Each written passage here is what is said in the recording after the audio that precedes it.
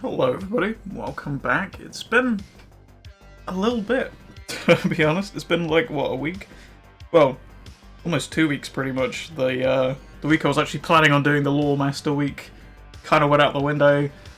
So we're going to continue that on today, hopefully. Got Boris in the Grand ready to like go through and do all the Burning Crusade stuff.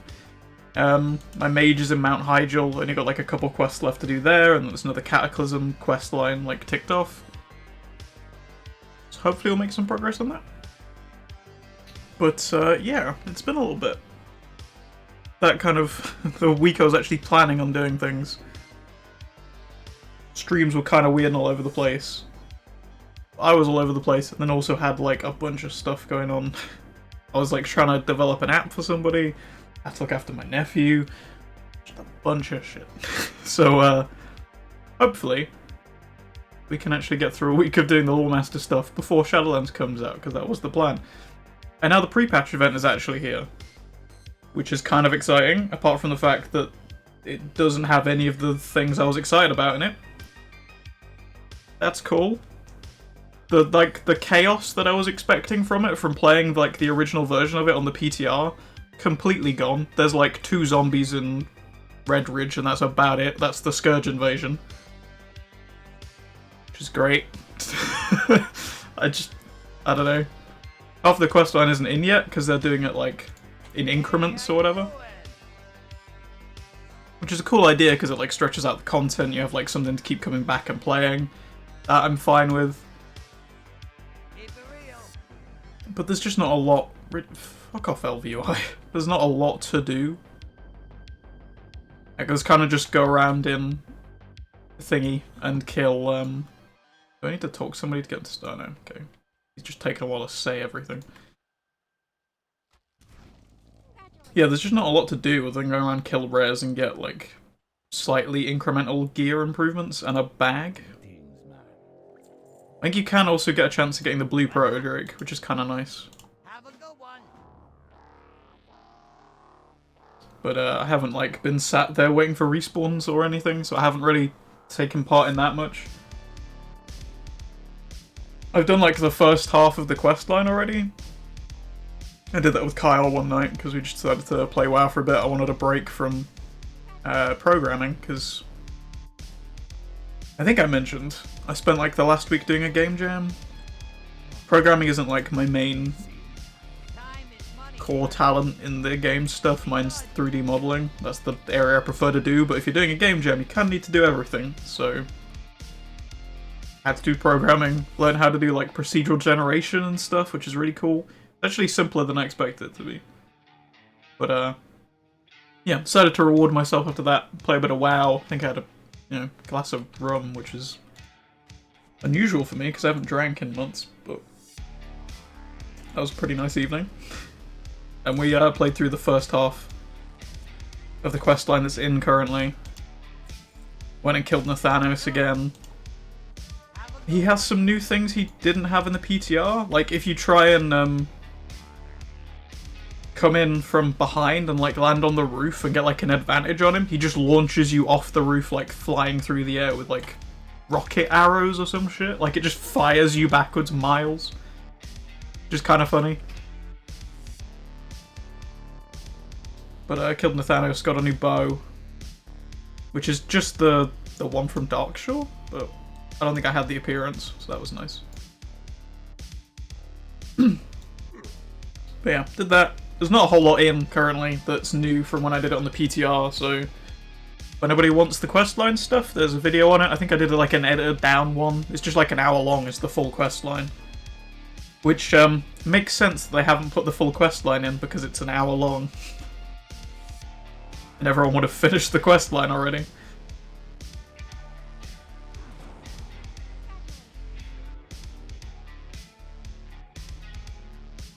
Oh, nice. That was the end of that questline, and we got the Staff of Beasts. Oh, we got a crap load of stuff.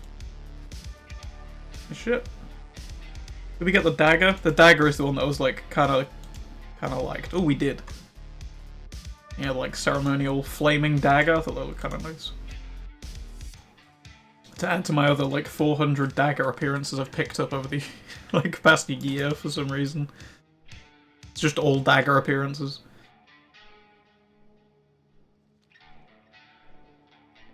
Yeah, I thought we'd start in the grind on this character just because I've done like a bunch of the quest lines here already, because I did the rep grind for Telar to get all the goat mounts or whatever. I don't know if I did that on stream or I did that off stream. I think it might have been just before I started streaming actually, because I'm pretty sure I finished up here and then I was like, oh, I've got to go and do the egg quest line to get the other drakes, and that's when I started streaming. So it's probably not on a stream. But I did the grind for there where you go around and get the beads from everywhere.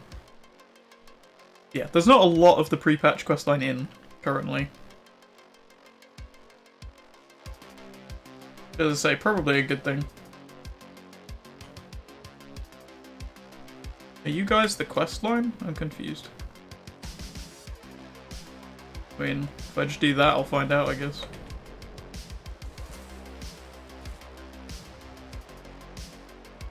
Yep. Nice. I was wondering why it was just pointing to a random pack of mobs, but yep, that makes sense. Yeah, I'm not sure where I am with any of these questlines. I'm guessing Throne of Elements is up there. Because I started this months ago, so I'm just going to pick it up, see where we get to. And then we also have Shadowmoon Valley to do, which I've already done the Netherwing Ledge questline, so that's a good start. You're just got to blast through everything over there.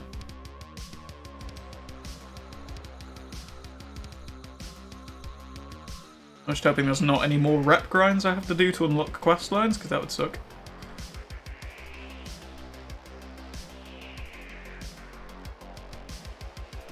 But yeah, pre-patch quest. Still need to get the bag. I haven't killed many of the rares yet, so I'm still wearing like my crappy gear. I did buy the like 100 item level leggings, and then they disappeared, and I'm back with just the 90 level leggings again. Which is nice.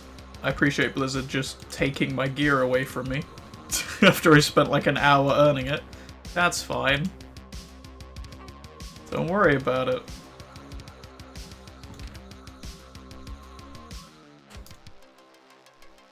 So I need to go and get that stuff again. But yeah, you get the Scourge stones from killing the Scourge, and also killing the bosses drop like the better ones. They drop like 40 per boss kill or whatever if you get no loot. So then you can turn that all in and you can buy gear. You can also buy a pet. I got the pet like straight away. I think it's a Geist. Oh.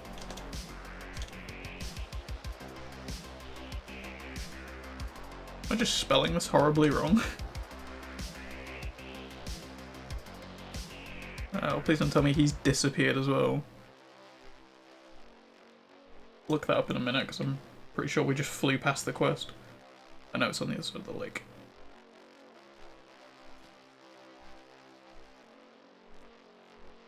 I don't know if I could sort by which one I got recently. I'm sure it's GH for Geist.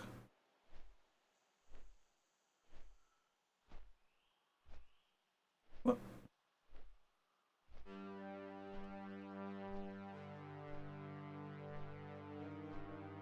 What the fuck is that? Okay. I've got a lot of just random battle pets that I'm never gonna use. Where is he? Oh, has it just gotten rid of that as well, maybe? I don't fucking know. Wouldn't be surprised. They already deleted my gear after I earned it, so I wouldn't be surprised if they just deleted my pet too. Hey boys.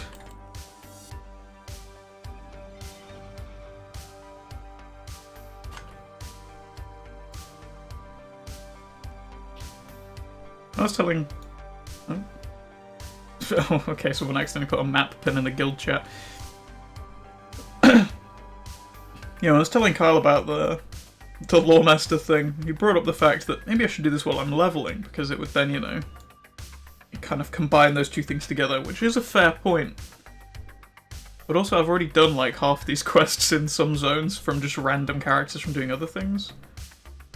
So I feel like that might be more a thing I do with like Cataclysm.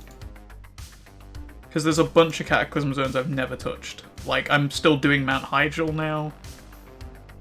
There's a whole bunch of like, basically all of Kalimdor I've never done on this account, so got all of that to get through. I'm just debating whether or not I do like all my Horde characters through Kalimdor, because obviously they get slightly different questing zones, which means the progress I do have in Kalimdor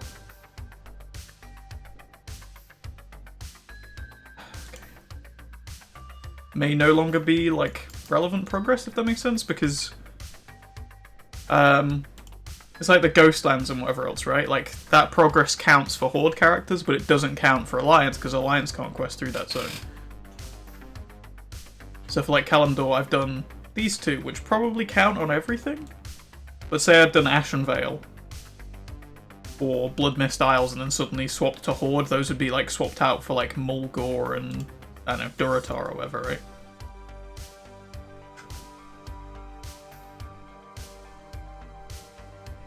So it's a debate of like, do I do all the other faction over there or not? I don't know.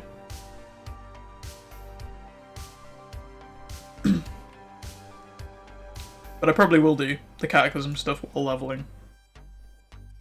I think I have done some of Vashir on this character, so Vashir might have to be like... Sorry, my throat is being real weird again, 1 second.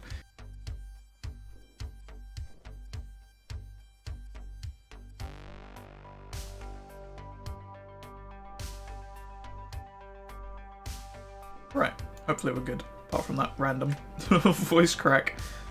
I'm guessing that captive is the guy that has the questline.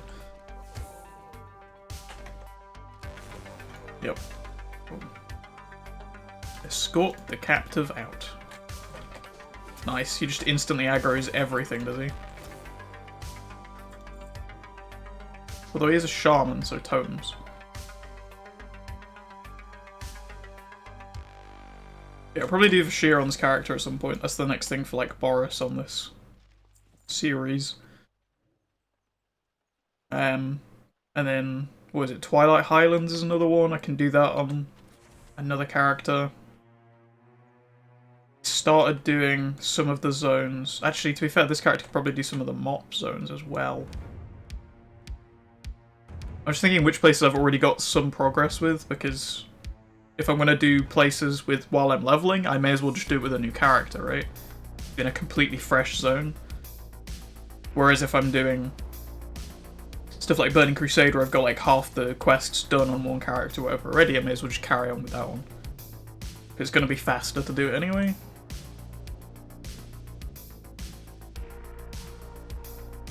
You will see. We'll probably continue this on as a thing. I mean, this is already technically the second week, even though it's week 1. It's a confusing timeline we're working on.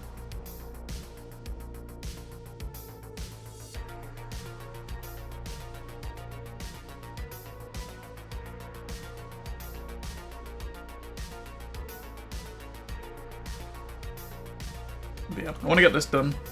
Burning Crusade, hopefully today. Depending on how many escort quests we have to wait for. We will see. Also depends how long I stream for. I'm not sure how long it'll go. I remember when I first started streaming, and it took me like a couple months really to get used to streaming for like more than a couple hours at a time. Just because my throat wasn't used to me talking that much, so I'd end up like losing my voice by the end of every stream. And obviously, haven't been streaming for a week, so I'm not sure where I'm going to end up on that spectrum. I guess, circling back around to Game Jam stuff. Not going to go super into it, because it's kind of a private thing. But I had a lot of fun doing it again. It's the first time I've done a Game Jam in like almost a year. Last one I did was for like the Oxcast Jingle Jam charity thing. I really enjoy doing them. I get like super carried away because I get like, I don't know, making games is kind of a passion of mine, I guess. It's something I've wanted to do for years. Studied for like 5 years to do it. Still not got in the industry yet, but I studied for it. So I kind of get a little carried away doing them. I ended up staying up to like 2 in the morning the first day we were doing it. Oh, that was the whole Merkblood quest line, was it? Interesting. Let's go see if there's a quest up here.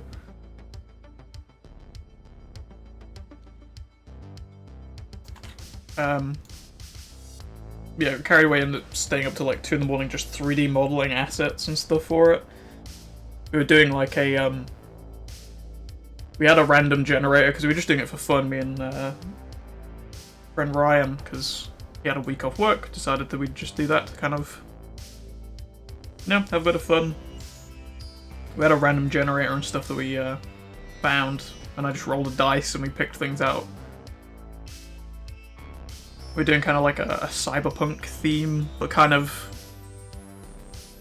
cyberpunk mixed with like grimdark, like Warhammer 40k style. So everything's like, it's cyberpunk, but even more shitty than cyberpunk. Like everything is run down and rusted to hell.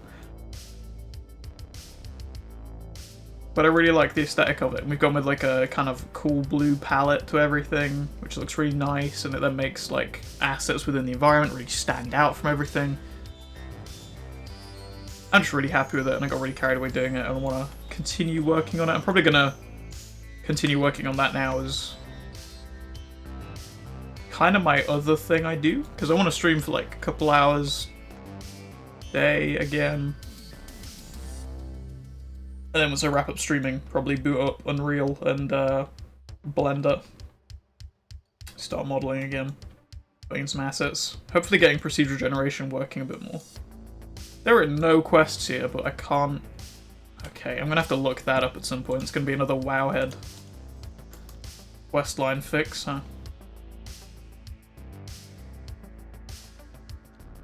Yeah, it's been fun so far. I did end up having to like solo it for like the last few days because Ryan got ill, unfortunately. Hopefully just a cold, considering everything going around at the minute. But it was fun. I don't want to carry it on. I mentioned getting procedural generation working because, going a little more in detail, selling a bunch of spaceships. That's the 40k inspiration. And yeah, we wanted like randomized ships and stuff that you'd board, so that there would always be different levels and the players could, like, you know, always have something new and different to play through. That was the idea. Procedural generation with like corridors and stuff, with procedural generation being completely random, is kind of messy. So I sort of stripped that whole system down and just applied it to rooms. So there's like base layouts of ships, which kind of makes sense from like a logic standpoint, right? Think about it in like Star Wars. Ships are made for specific reasons, then they're repurposed by like rebels or Imperials or whatever to make it into a certain thing. Like, kind of common thing is the rebels taking like a cargo ship and turning it into some sort of like battleship or whatever, right? Instead, pick the master plan and blueprint to okay, gotta go back to Shatra, have I? Yeah, they like repurpose a ship something else, right?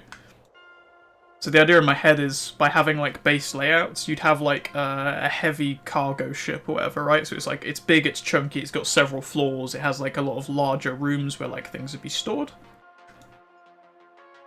But if that ship had then been repurposed for combat at some point, maybe they'd have moved the engine to a different part of the ship, the bridge might have been put to the top rather than at the front, sort of thing, you know, like...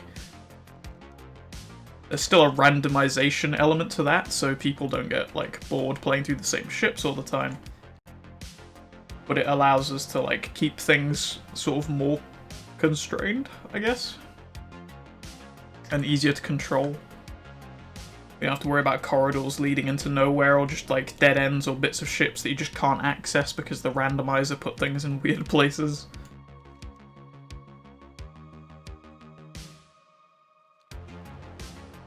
So hopefully, should be good when it's all done. Kind of took a bit of a break. That is not Shatra City. Is that the right questline? Apparently. Visions of Destruction? Yep. Okay. Oh no, this is a different quest line. Ah well. I can just request a landing and it should take me to Shatter instead, right? Let's try that, actually. In theory, Shatter should be the closest point, right? Unless he just circles back around and puts me back into Lar. That, or I'm going to that instead, which... I wouldn't be surprised if the math works out as there rather than the other place. Where's the quest I just picked up? Because I'm sure it said to go to Shatra.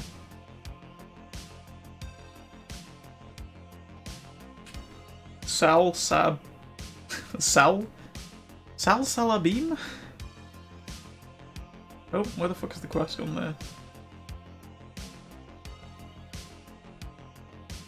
And Shatra said you can convince him to help you. Where the bloody hell is he? Lower city and look for a Moarg by the name of... Oh, the big two-headed ogres. Also, yeah, this is not flying me to Shatra. It's flying me to the Alliance Stronghold, I think.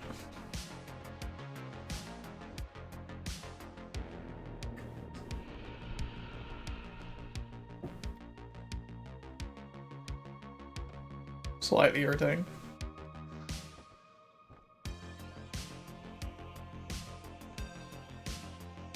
Yeah, looking forward to working on that game more.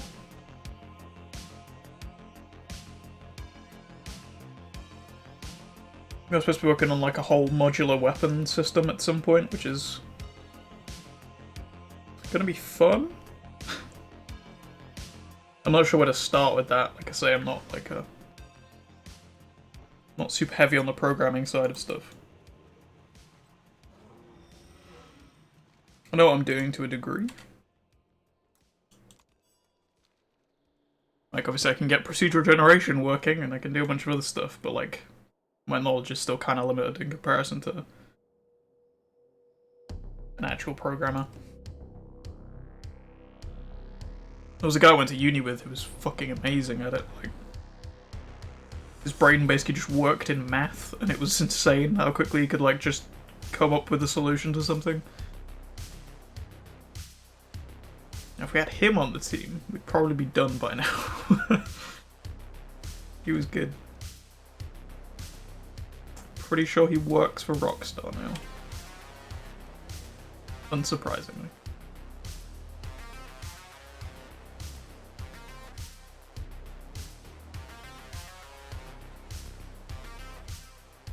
It is kind of irritating being on like the creative side of the games industry because it's even more competitive than like the programming side.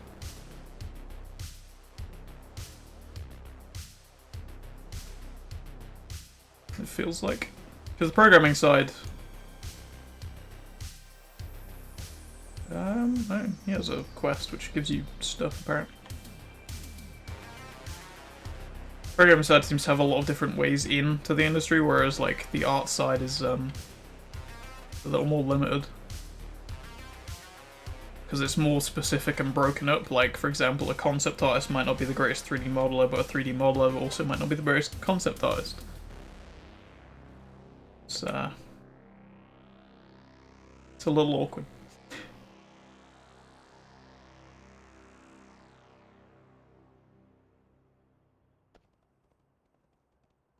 But honestly, if I can keep, what do you have? No, nothing of importance.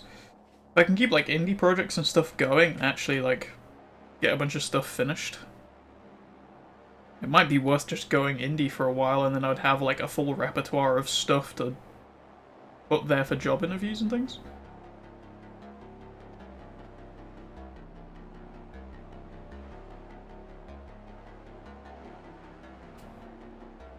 I'm working with someone called Sal, right?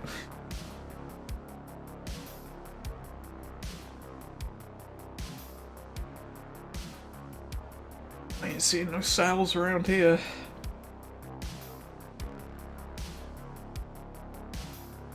I can talk to you for some reason. And I'm pretty sure you are the start of the thingy quest line, aren't you? The Hive Mind one. Oh, and you're also the guy that sells the hula girls for the thingies, flying machines.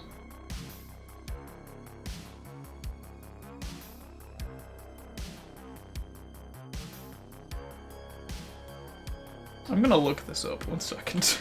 I just don't want to keep flying around in circles for like 20 minutes trying to find something. What are we even doing? Patience and understanding.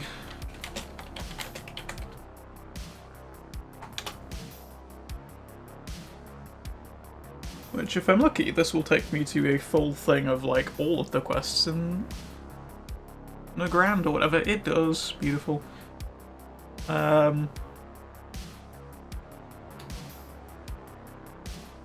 If this is another...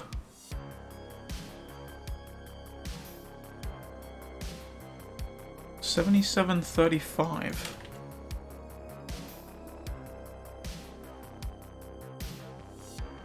What in the fuck? That's 77. Right, okay. So he's kind of against this wall over here somewhere?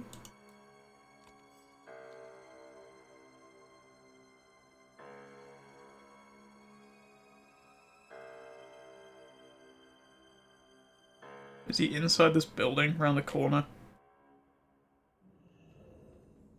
Yep. Nice. Oh, he's a thingy. One of the Legion guys. Kinda cool. No. There's just a Draenei dancing behind me. Yep, that seems about right, honestly.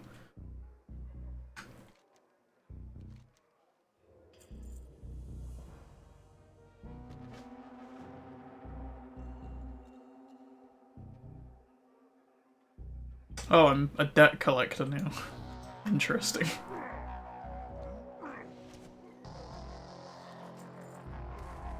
He just straight up murders people, apparently.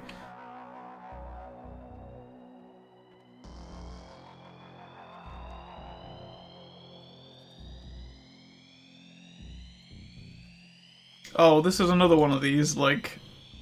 There's no quest icon. Figure it out. Demon Hunter can see, yes? Poor Alterus. Have to fight, but you're strong, you defeat them. Oh, for fuck's sake, wow. Where the fuck are these guys?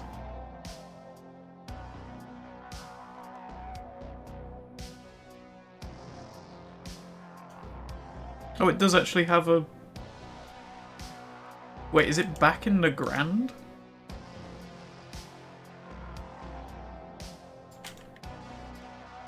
Huh? That's in Terracar for a start. That's not in the Grand either.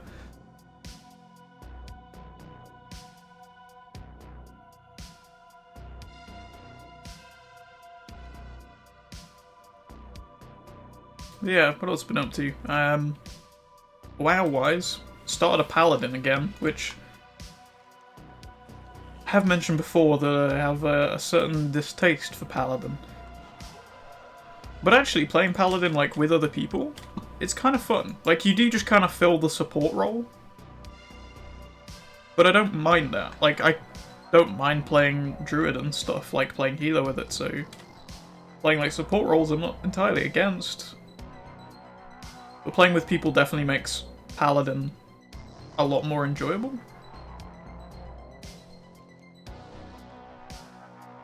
Otherwise it does just feel kind of, as I mentioned before, just kind of slow. Like, you are just waiting for things to do before you can press another button. Like, it's like being a spellcaster, but there's no cast time. You're just waiting for cooldowns. It just doesn't feel very engaging, I guess, is the right word for it. I don't mind playing Paladin as much in Classic, weirdly. Even though it's basically the same thing, but in Classic, it feels like it's a lot of kind of waiting for things to happen anyway. Like, Classic is just slow in general, so Paladin kind of feels at home in that environment. But in current WoW, where everything's kind of speedy for the most part, it feels a little out of place. I just collect gold off of a ghost, sure. All game.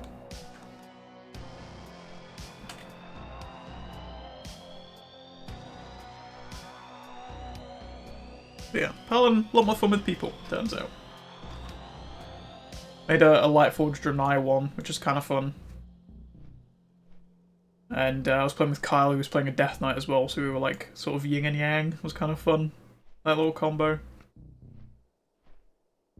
And we realised that Lightforged Draenei, especially when you have a Paladin that can resurrect you, have a unique ability of you can strip off all of your armor, pull entire packs of mobs, and then just die.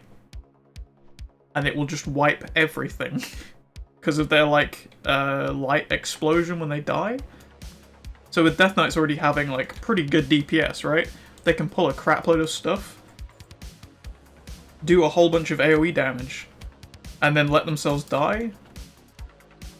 Cause a big enough explosion that it wipes everything else, and then, you know, your Paladin buddy can just resurrect you and bring you back. Rinse and repeat. It's surprisingly effective. Obviously there are armor costs for repairing and stuff, but if you just, like, I have with the geared and naked shortcut buttons, you just press those, take off all your armor before you pull everything. Cause a big ass explosion and then just let the Paladin resurrect you.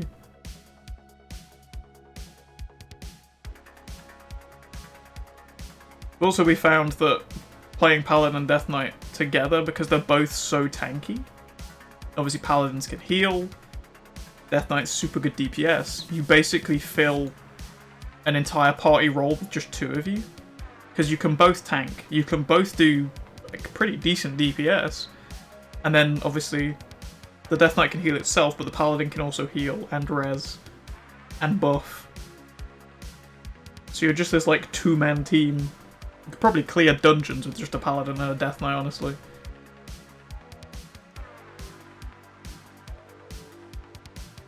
It's really fun playing those two together. I do kind of want to play more of it.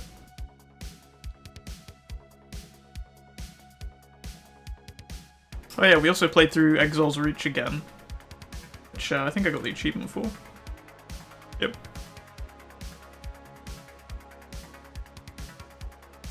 Oh, also, I finished that armor set as well, and got some battle pets. That also happened. We did Exile's Reach, because Kyle's got all the things now, and now he just wants to collect stuff all the time, which is kind of how I felt a few months ago with mount farming, so I'm glad he's also hooked now, so I'm not alone. But yeah, we did Exile's Reach to get a bunch of stuff from there. I tried out Frost Mage because we were like grinding out the dungeon before you leave because there's a bunch of drops from there. And got the full like cloth set. Tried out Frost Mage because obviously I tried Fire before. I really like Fire. Fire is still my favourite spec, even though it's the like, I don't know if it is the worst DPS anymore because they keep changing shit all the time. But it was supposedly the worst of the specs. So I tried out Frost. I don't mind Frost as much as Arcane. Like, I still find Arcane to be the, like, the very boring one.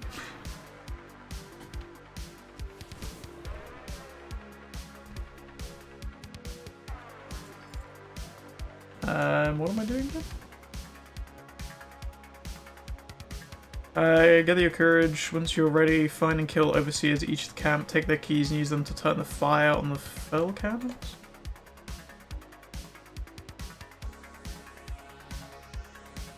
What do I do with the key then?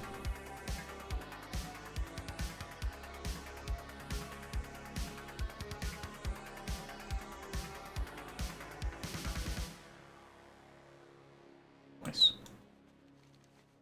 I thought it was going to be click on the asset, you know, like it is in most quests, and apparently it's use the key near the thing and that works. Interesting. Yeah, I don't mind Frost as much. It feels like it has more of a build-up to something, like with the icicles mechanic, which is meh. I still prefer the fire thing of like that building up a combo feels way more satisfying than like any of the other specs. They're all kind of similar in that regard, that you build up towards something and then you expend it in a big attack, right? Which most classes do. I just prefer the way fire works. It feels far more satisfying than the other two. So I might just end up switching back to fire, even though it's the lower DPS one, it feels better.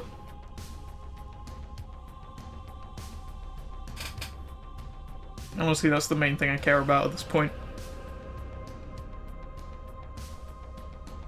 I mean, if I'm gonna raid, chances are I'm gonna do it on my hunter anyway, so it doesn't really matter if the other specs I play are good or not, because I don't intend to play them at any sort of high level.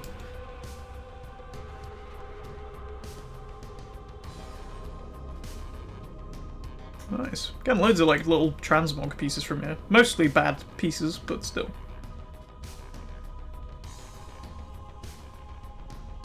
Speaking of pieces though, where is it? That's the set I completed, which I'm super happy I've got now, because, in case it wasn't obvious, kind of a fan of Murlocs, and having like a full undead Murloc set is really cool, especially with doing the whole like, kind of necromancer themed hunter thing I was going with for Shadowlands. It kind of gives me an alternate set that I could use, or potentially mix in with like, Necrolord gear sets if there's enough like color palettes and stuff that could blend with it maybe. I'm not a super big fan of the, like, egg sack things that are on the shoulder plates for it. They look kind of like the frog eggs from Mandalorian. Although they have, like, little whirlpools in them, and these ones have poison. So I just noticed you can actually zoom in on these sets. I'd never tried that before. I don't know why, I never did. But yeah, I really like that set. It's kind of dumb, but I like it. We just flew straight over that because I was busy looking at Murloc gear.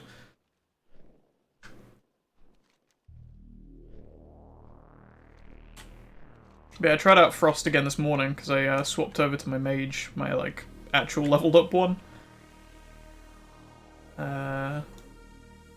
Is there a guy inside? Yeah. No, it's definitely in this field. Need to kill a mob here or something? Oh, the fucking map pin. Howling Wind is the name of the quest.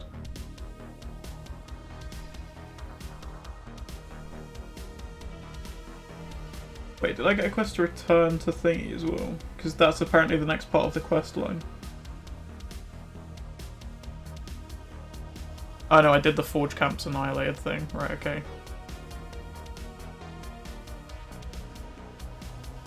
It's real awkward when these quest chains don't work or that you break them. Because then you have to try and like look shit up all the time. And then WoW had just decided it doesn't want to function. Helpful. I thought that said Talbuk Slag for a second. Was it you? Do I need to kill you for some reason? No?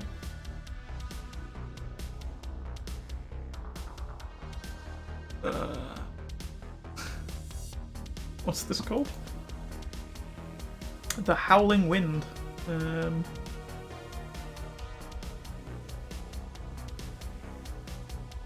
Cool, my web browser just stopped working.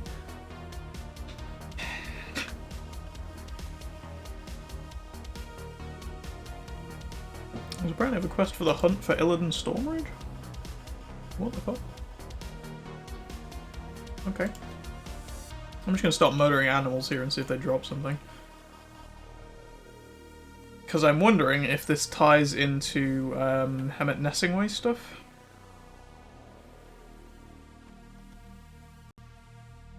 Also, there's a toad at the bottom of that.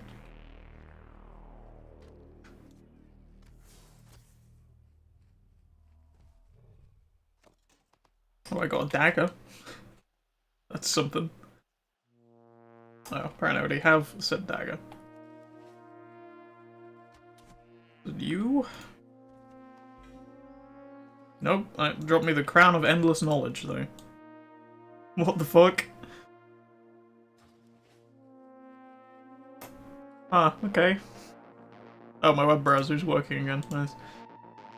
There's a whole bunch of wanted quests which I haven't done. It's called again the Howling Wind.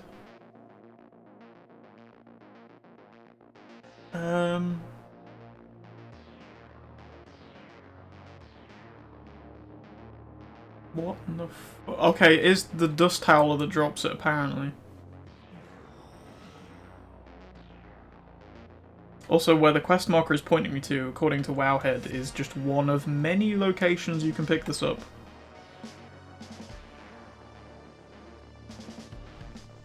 Because any one of these can drop it, apparently.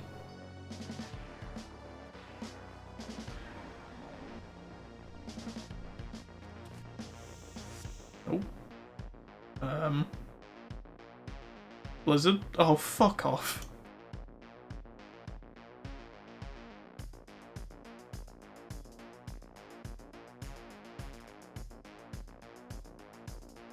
Now I gotta do that again.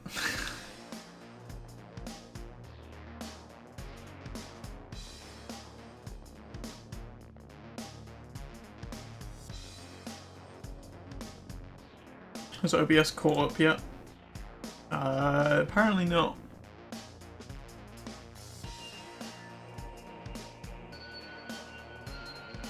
OBS is not very happy about the fact that WoW just crashed. Come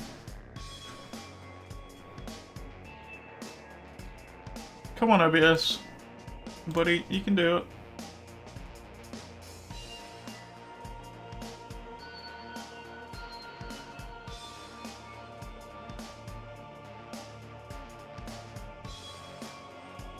It's really not happy with this, apparently.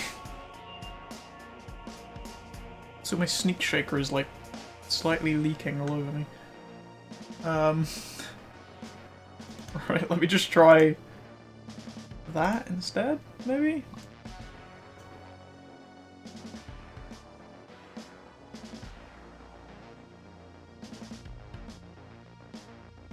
What in the fuck? What did you do, Blizzard? My OBS can't pick up WoW now, apparently. Like, it's detecting WoW, but nothing is coming up.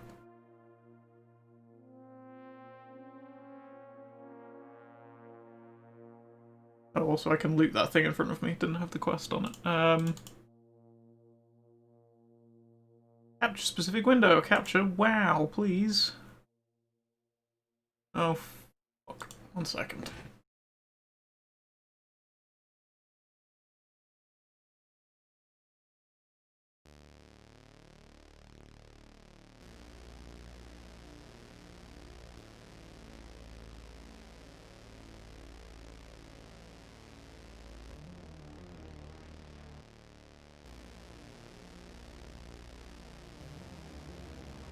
Okay, that also didn't work. Right, let's just try closing it. Task manager time.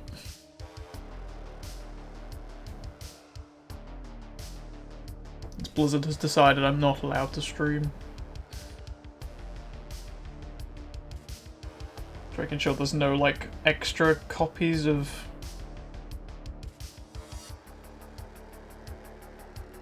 WoW running in the background or anything.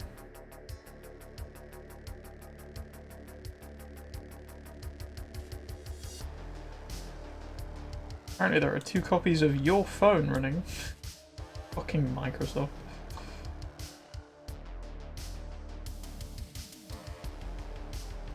There's no extra copy. Right, okay. I'm just gonna try relaunching the Blizzard thing altogether.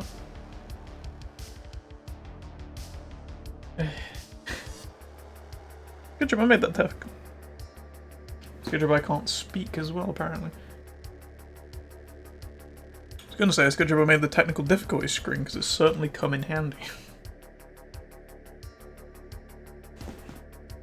From all the times OBS decided it just does not want to function.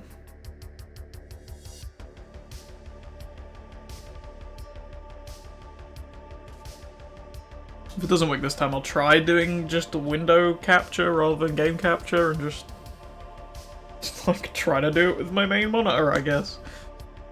We will see.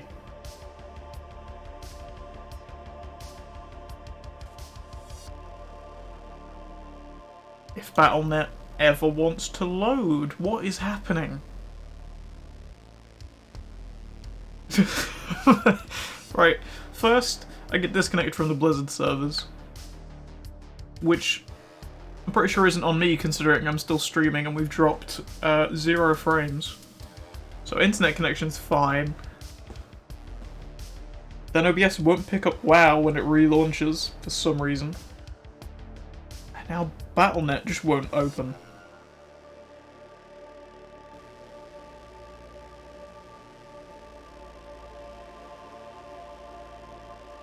There we go. Finally. Let's see if it can actually show WoW this time.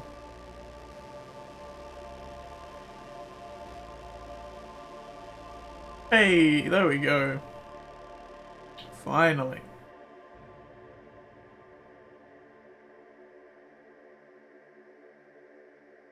Apologies for that. I... no idea. Genuinely zero explanation. All I did was close Battle.net altogether and then relaunch everything, and it apparently just picks it up now. Fair enough. Turn it off and on again. The usual trick. Apparently these guys can just drop the quest, according to Wowhead. Which, I ain't seeing it. I'll be honest. Also, you can get a baby cleft tooth from here. Oh fuck, I got a mote of air. Nice.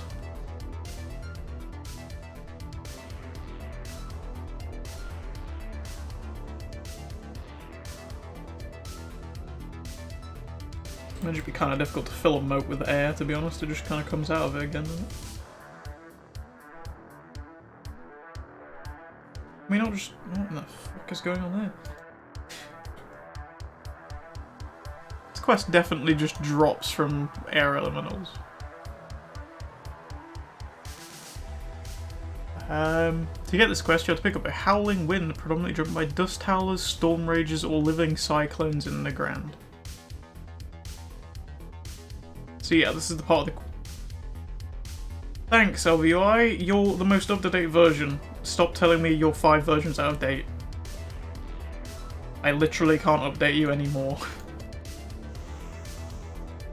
There we go. That was a pain. I do like those random quests you get from killing mobs, but when they actually drop. Not when you have to kill like 10 of them to get one quest. Especially not when it's the one thing that you require to finish a quest.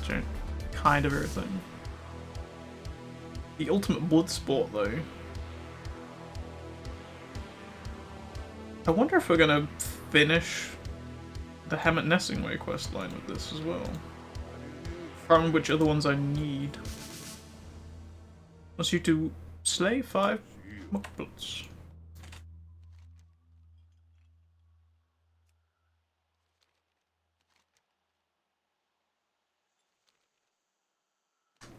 Mercblood definitely doesn't seem like a good term, I'll be honest.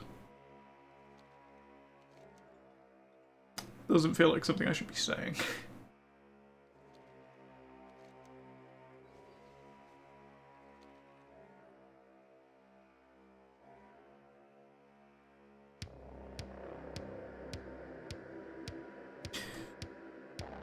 Yeah, other than WoW, and that game jam.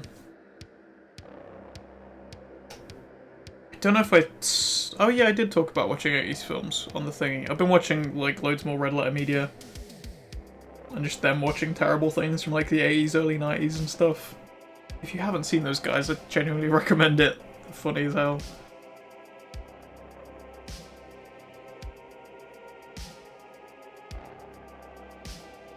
And you find out about a lot of just weird stuff that people have made over the years.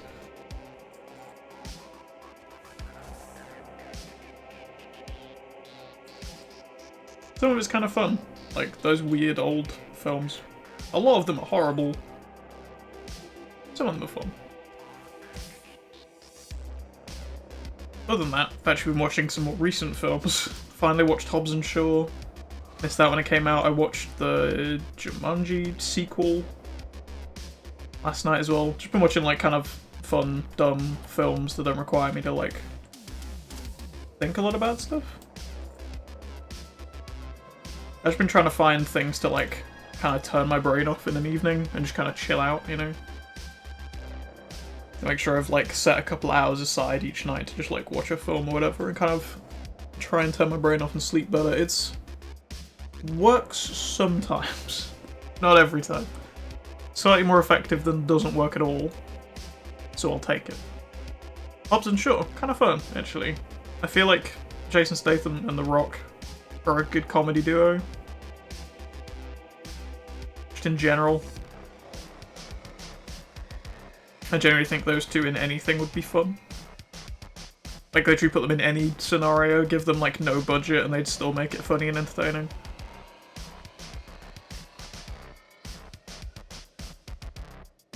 Then Jumanji 2.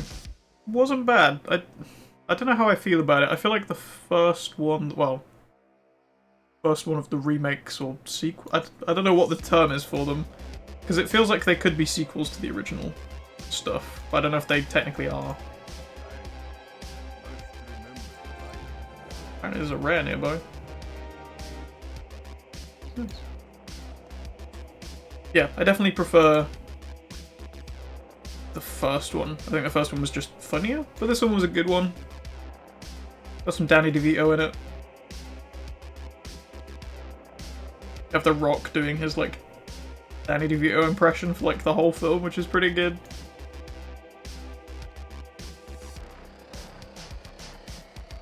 But definitely think the first one that they did was funnier. They spent a lot of time in this one, like, just obviously because you couldn't tell from like the trailers and stuff, it has the grandparents in it, and so they spend like a bunch of time explaining what video games are and concepts and stuff to them. Which feels weird. Oh, this is the Hammett Nessingway stuff.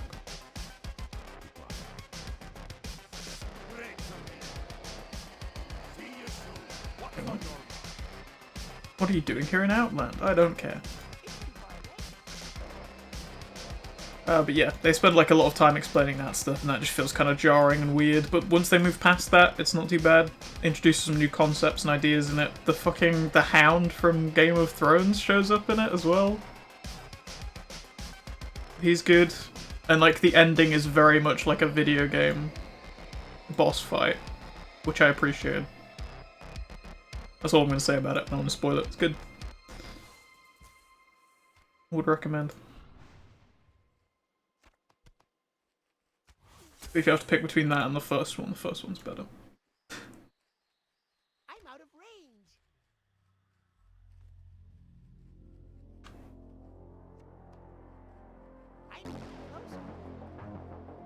But other than that, like actually playing stuff, I've been playing like Generation Zero kind of every weekend with a couple guys. And I've kind of like been watching Generation Zero with like, you know, and I have speculation for a while. Because like when it first came out, I thought the concept was cool, but it looked just kind of...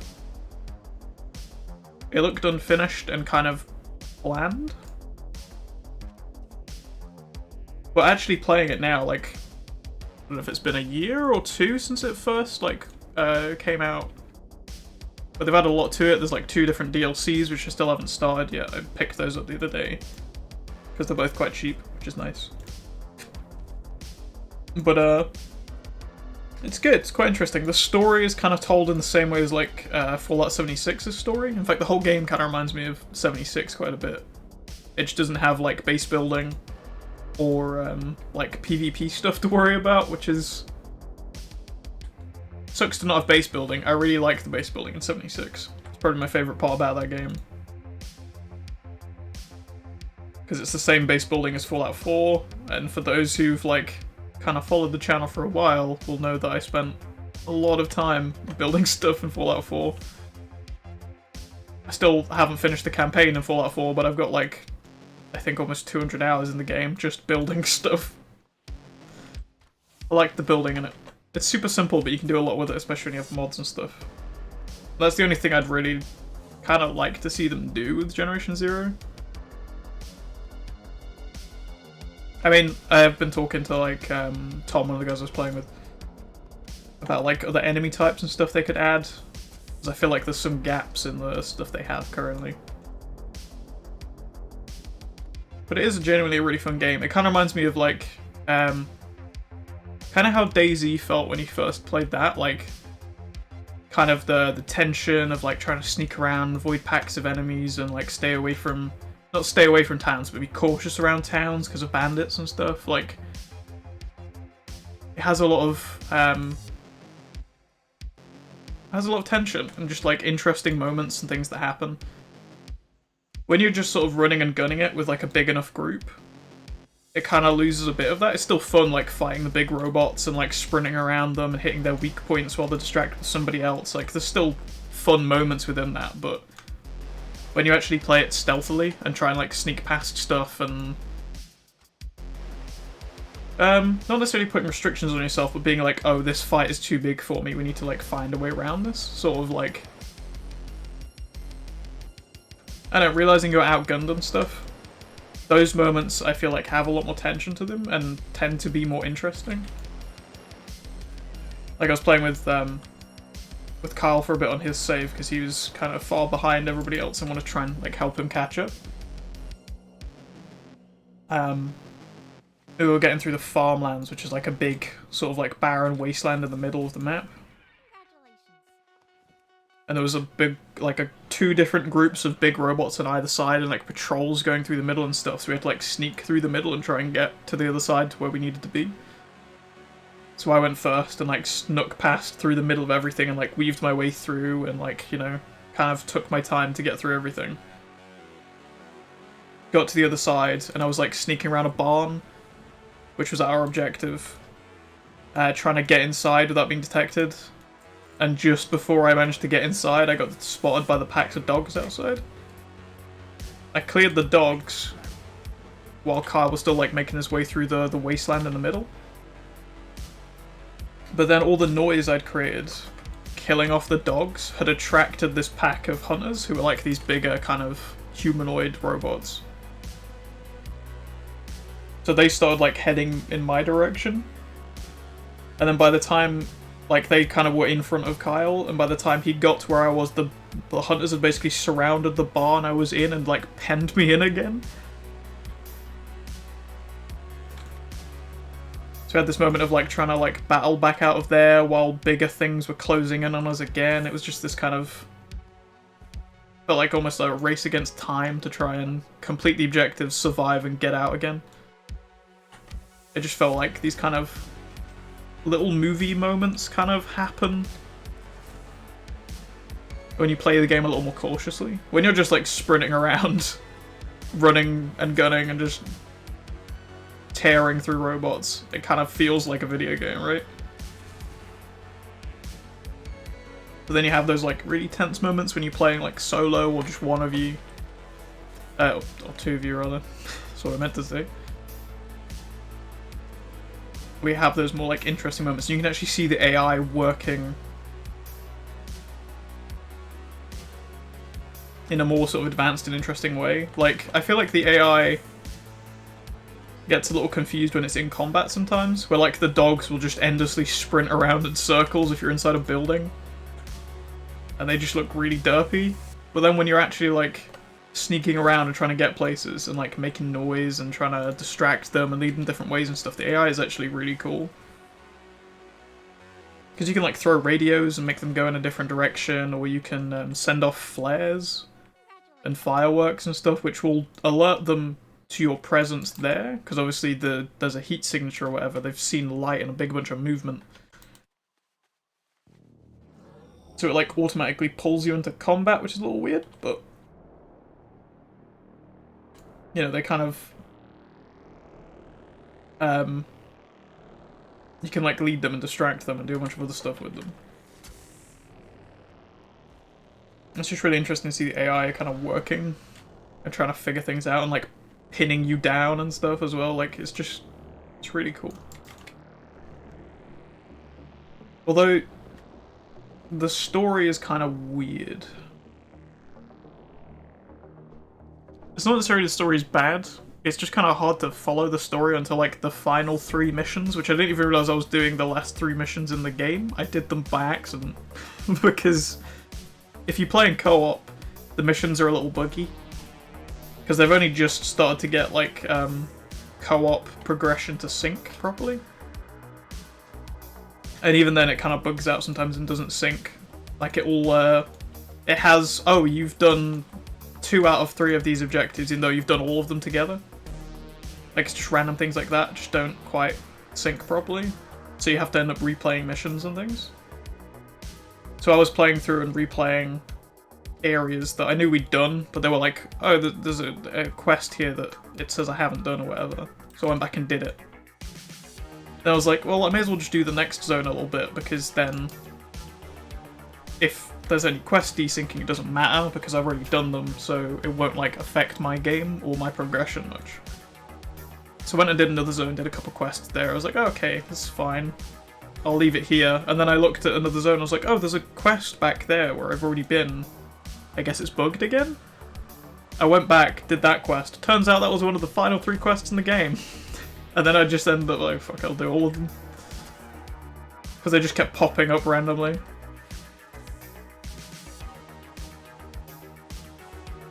But yeah, the story's actually kind of interesting when you get to the end of it. Because it's actually sort of told to you. Whereas before then it's a lot of like reading notes and stuff.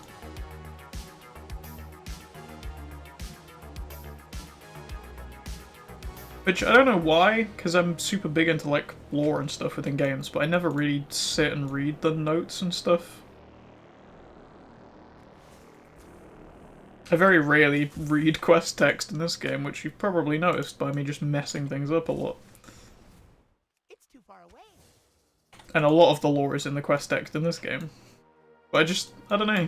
When I'm playing a game, I just play the game. Like, if the story is given to me, then I take it in. I'm out of range. I tend not to read quest text and audio logs and all, well, listen to audio logs, but like, you know, don't read the notes and stuff I get given.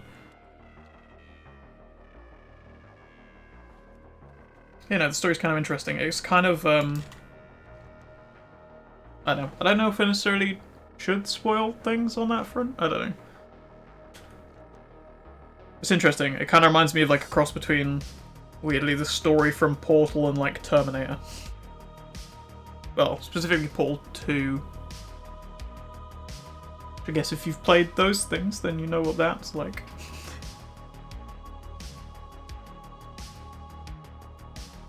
It's interesting. I'm looking forward to seeing where it goes more, because apparently you get more of the story in the DLCs, because there's actual NPCs in the DLCs.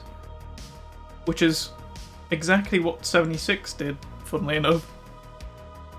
They are very similar. I still haven't finished the story in 76 since they added NPCs, because that was like... I think I mentioned before my frustration with that. And the fact that the progress doesn't sync when you play it in co-op, so you have to replay all the missions all the time to actually continue to play in co-op, which is just a really dumb system.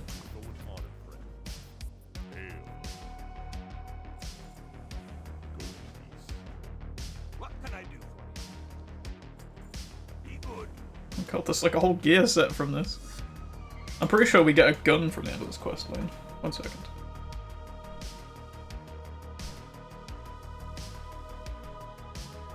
Yeah, I'm pretty sure there's a gun from the end of this quest chain. Doesn't tell me on that one.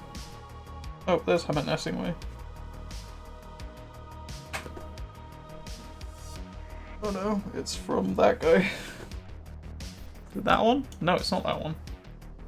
Oh, it is a Hammett Nessingway thing. Yeah, they're like the skull gun with the 2 different scopes on it.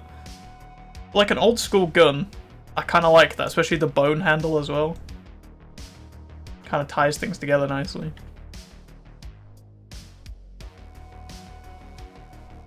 Might be my placeholder gun for the like necromancer look. Till we get the chaos bolt gun from Maldraxxus. We need the Eye of Gut Ripper. I'm pretty sure Gut Ripper also has a chance to drop something. I remember looking through the things earlier.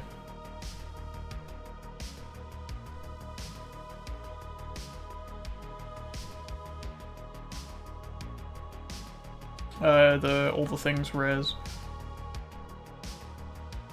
A lot of just dead things everywhere here, isn't there? Also, there's a battle pet here? Oh, it's a squirrel.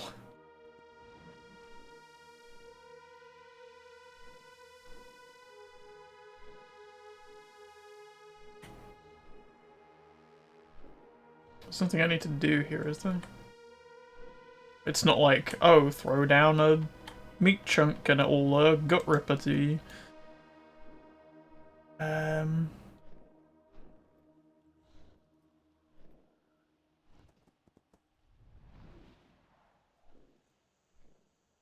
Also, my rare track I think isn't popping out.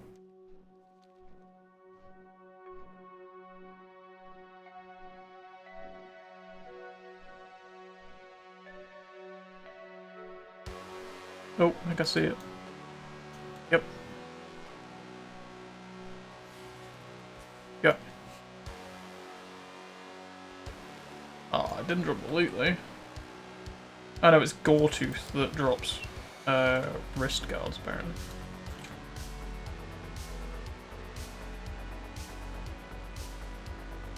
Horn of Bantha.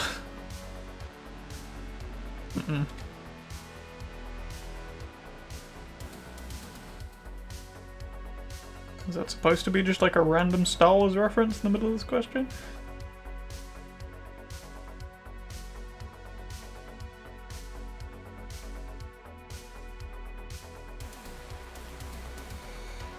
What is this one?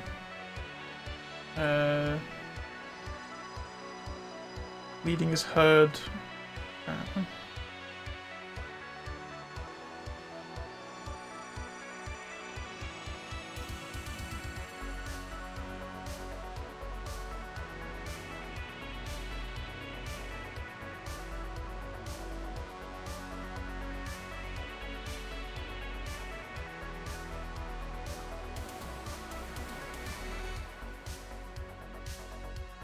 Oh, there. Nope.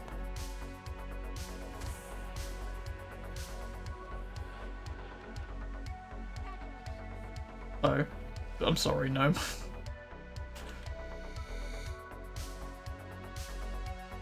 Didn't realize people were actually questing through here. I was just coming here to get Loremaster stuff.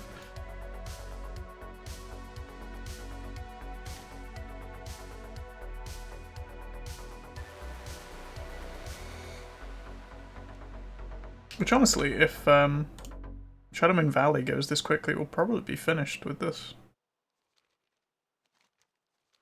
relatively soon.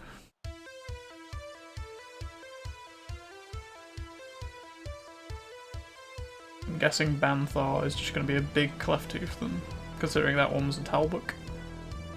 Oh, there he is. Yep.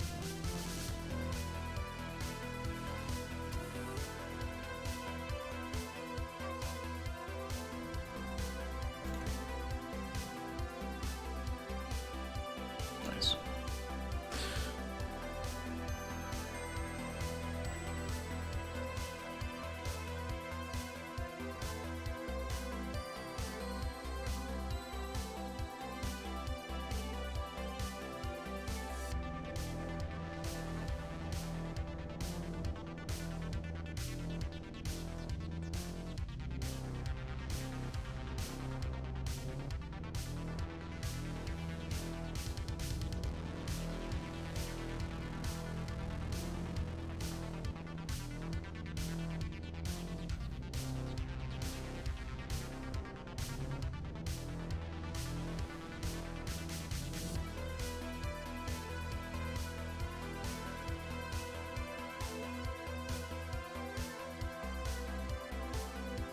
I'm actually curious where we're at with the whole Hemet Nesingly thing. Oh, this is the last one we did actually. Nice.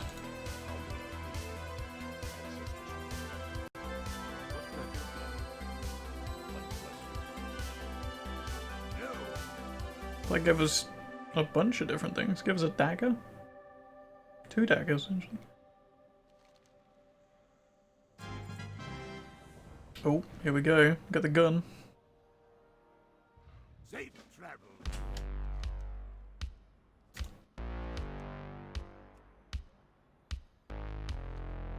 The Heart of Tuskar.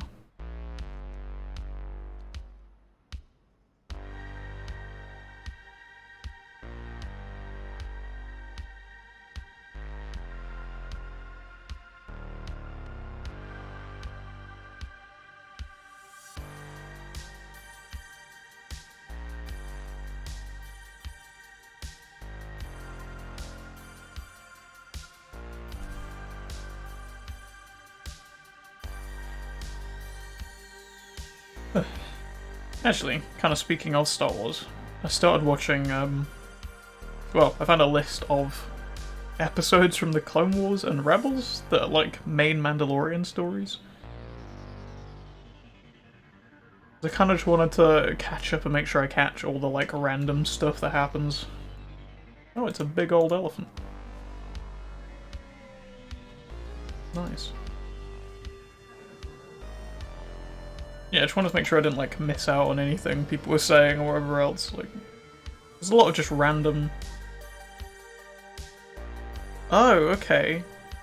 So like the rare thing pops up when members of my guild see rares in other places. So one of my guild members right now is doing a rare in Ice Crown, part of the pre-patch event. That's why the thing keeps flashing up red. That's weird. Not sure I like that feature. Let's see if there's an option to turn that off. But yeah, I've been watching episodes that are like mainly concerning those, just in case there's anything I'm gonna miss, because without spoiling things too much, there's other characters and stuff popping up this season from previous things, which I assume people who've been like paying attention to casting notices and trailers and stuff probably know of anyway.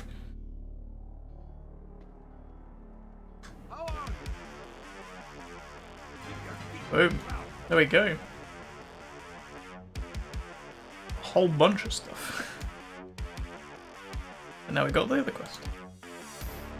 Should be the last question then as well.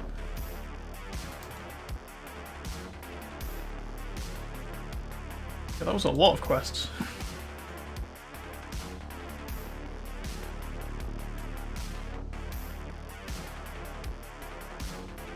I'm sure he's popped up in more stuff since then as well, but it's just not, like, added to the thing. Also, there's something I need to do in Zoldarak to do that one.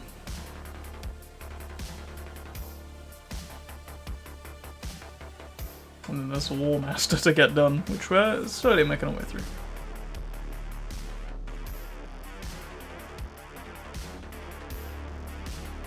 Yeah, it's interesting how much Dave Filoni has like played around with the idea of Mandalorians and stuff throughout all of his stuff. Because I think most of his stuff is like approved by George Lucas and stuff, so it's still like the original ideas, essentially.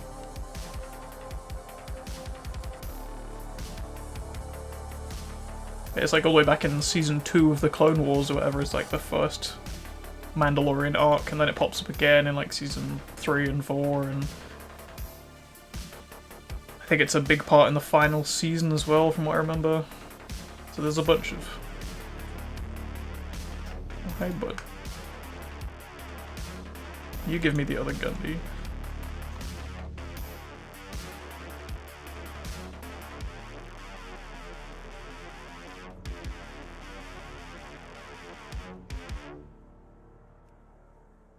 Oh, you want me to get obsidian war beads, do you?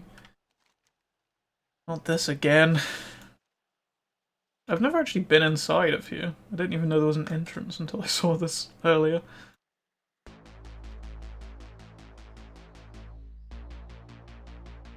I don't know if I need to come in here yet, or this is a later thing, but I don't want to check it out. Looks like a later thing considering there's nothing here. Oh, this is like part of a Draenei ship. Oh, and there's demons down there. Interesting. Interesting.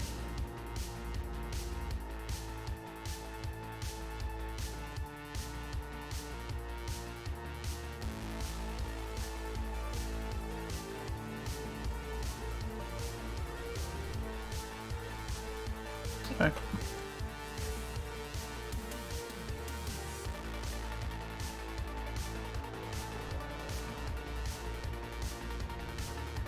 Yeah, I didn't get very far into the season 2 stuff yet because I started watching it like just before I started streaming, so I didn't get like halfway through an episode. But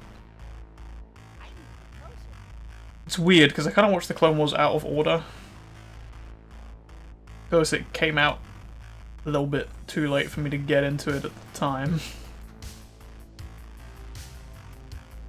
But I kind of went back and watched a big chunk of it later. Kind of skipped over a lot of like random arcs that I just didn't care about. It's an interesting way that the Clone Wars is like laid out in the arc system. Because it means every season is like 5 or 6 different like contained little stories. You can kind of pick and choose which ones you actually want to engage in. They all sort of overlap to some degree, obviously, because there's like carry-on characters and references back to the missions and all the rest of it, but it's kind of nicely separated out to a degree that you can kind of just pick the arcs that you're interested in.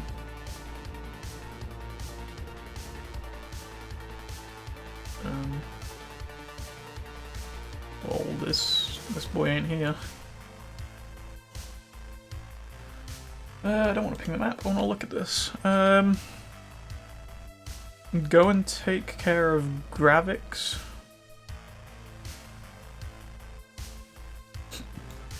I'm assuming he's supposed to be up here. That or underneath.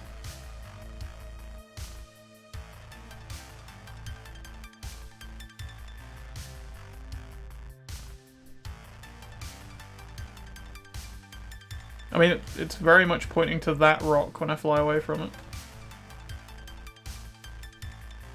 Oh.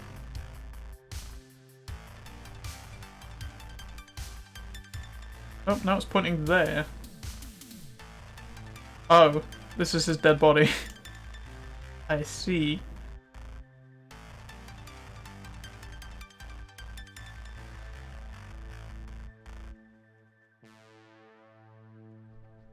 But he's definitely supposed to spawn up here. I'm just gonna wait for him, I think. Where'd my pets go? Oh, yeah.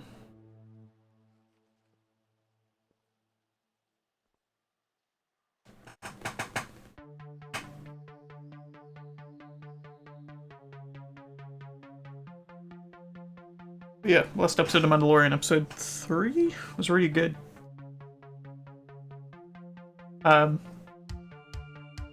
Episode 2 had some good moments, but mostly it kind of felt like filler. Whereas episode 3 was like actual plot stuff, and I feel like episode 3 is going to be super vital to the overall arc this season. So I super enjoyed it. I watched it again, like yesterday, I think. Which I also did with episode 1, where I like rewatched it almost immediately because it was that good. Whereas episode 2 was just kind of like, eh.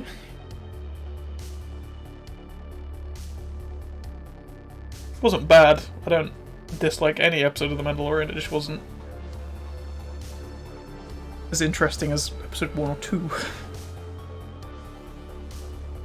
1 or 3, rather.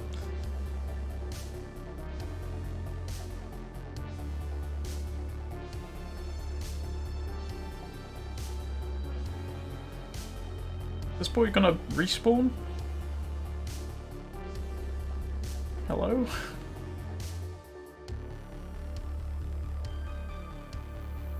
Where's this guy's respawn timer?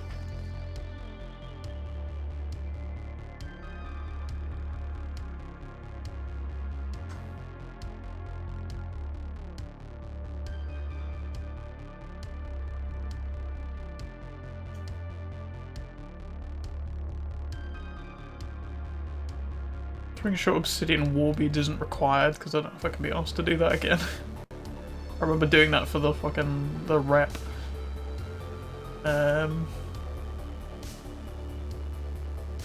What's it called? Oh, literally obsidian war beads, and no, it's not required.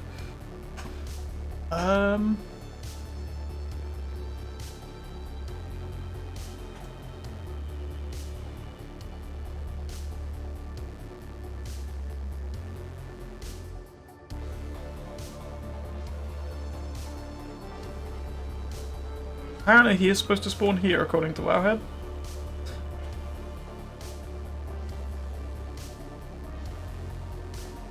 Still waiting.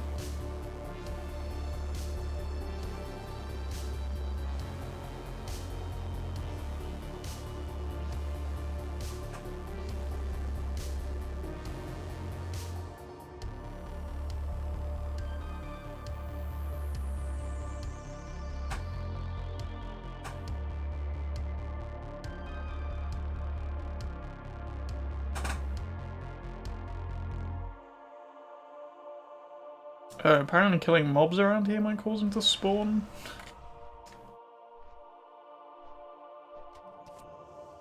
I'm out of range. So I guess makes some sense because you're supposed to kill mobs here anyway, right? The void walker things, whatever they are.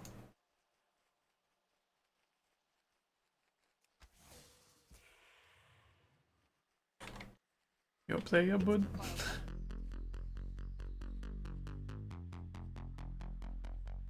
I need to get closer. I don't have a target.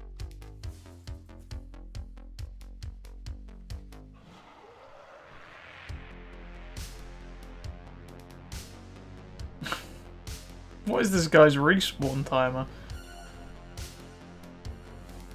Damn. It's too far away.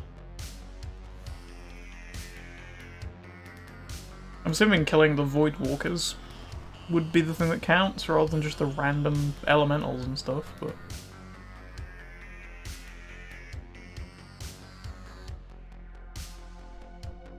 Still not here.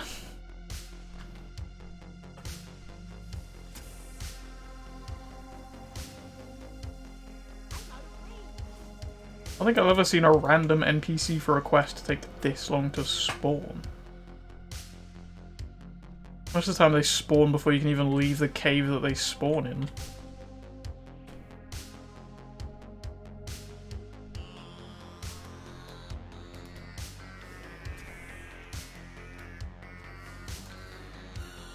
I don't even need to kill these guys.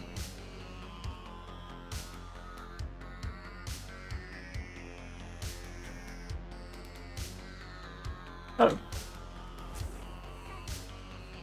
There we go. I don't know if me doing that helped or not, to be honest. The pins are really helpful, but also really irritating. Get in the way a lot.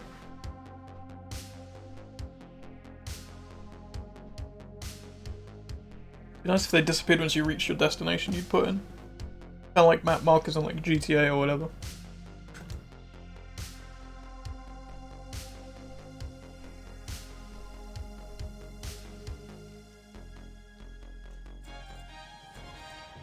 There we go, the Grand Slam.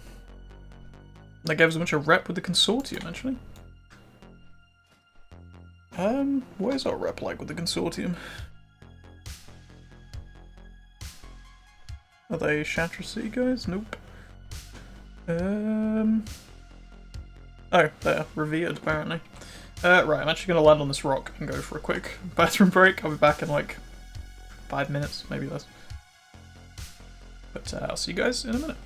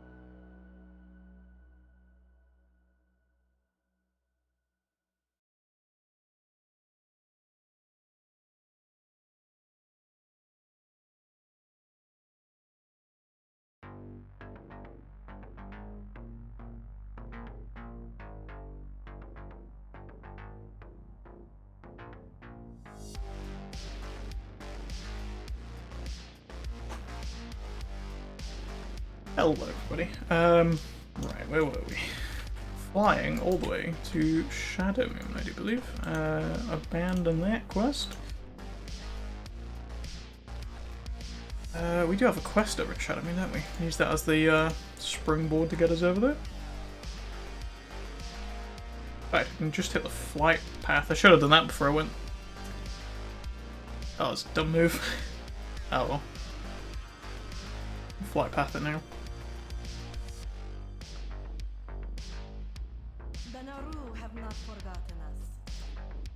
I also did give Shaman a go the other day, playing Elemental, the like caster class variant of it. I'm not sure how I feel about it, to be honest. It kind of just feels like mage, but a bit faster. Kind of the same thing of you just throw lightning bolts and then occasionally you do an earth smash or a lava burst or whatever, and then you just go back to throwing lightning bolts. I don't know. Feels weird. Might see how it goes. I did put it into Legion because I wanted to. Legion is the expansion I think I've played the least. Like, I've played through Burning Crusade like a few times now. I kind of really don't want to do Hellfire and Zangarmarsh ever again, even though I really like Zangarmarsh. I'd happily redo Netherstorm, or like Nagrand or Terakar, or even like Shadowmoon, like any of these. But like these three I've kind of done so many times now, I just don't want to touch them. Well, these two specifically. Blade's Edge I'm just not a huge fan of anyway. Like, I feel like I've played that kind of to death right now. I'm really not a fan of WoD. Like, I tend to have this thing where any game I play... Let me try that again. Any game I play, I end up breaking it to some degree. Like, it can be the most polished game in the world and I'll still manage to fall through the floor, or like get a car stuck inside a wall or something. Like, I will break every game I play to some degree. So me going to WoD is just asking for it. Because every time I've been to WoD, it has broken in some way, shape or form. Either the pathing on enemies doesn't work, I get stuck somewhere and can't move, or like NPCs won't trigger their thing so I just can't progress quest lines. Like, it just breaks. So as much as there's some cool stuff in WoD, like the raids and the dungeons are pretty cool and interesting actually, I just don't want to go there. Although, to be fair, if the dungeons are, like, they're not item level capped anymore, like they used to be, because of the scaling and stuff now, I might just be able to spam through dungeons with it, and just do WoD dungeons. That might not be too bad. Because I actually quite like some of the WoD dungeons. Like, the one on the train's really fun. Is that a dungeon or a raid? I can't remember. That was just a fun, like, environment to fight through. Can I check? No. Oh, you're not allowed to look at the dungeon finder of other things. Grimmill Depot. Yeah, there we go. It's only like 3 bosses. That's quite fun. And Skyreach, that's really short as well. That's a nice one. Slag Mines isn't too bad either. So yeah, that might be an idea actually. I've been putting everybody else into Legion just because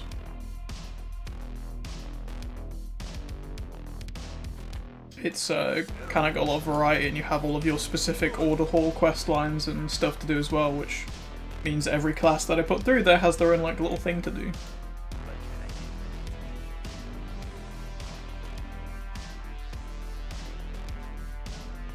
I tried to do this place while I was leveling on the marksman because I remember doing it. I think there's a quest where we have to put on some goggles or something.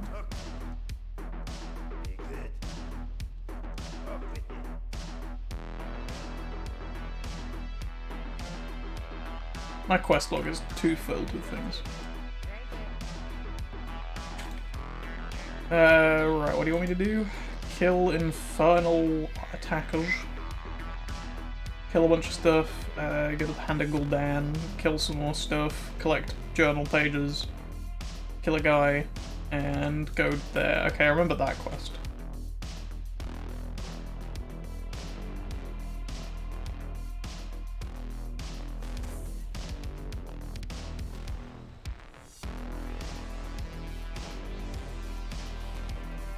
The advantage of doing it on this character over the marksman is I don't have to do anything in Netherwing Ledge.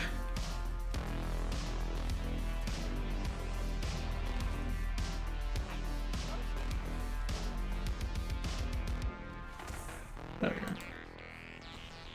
How are my spirit beasts half dead? What are you guys doing? What can I do for you? See you soon.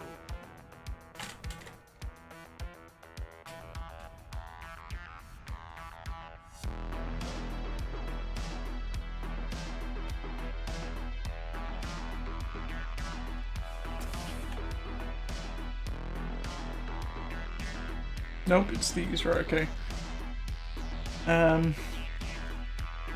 Oh, it's pick up the piles of crap off the floor again, okay. Slowly remembering these quests. Some up here, there's a bunch up here actually. Damn. Yeah, might actually stream Generation Zero at some point. I'm not sure how much I really want to, like, progress the story and stuff, because obviously playing it with other people.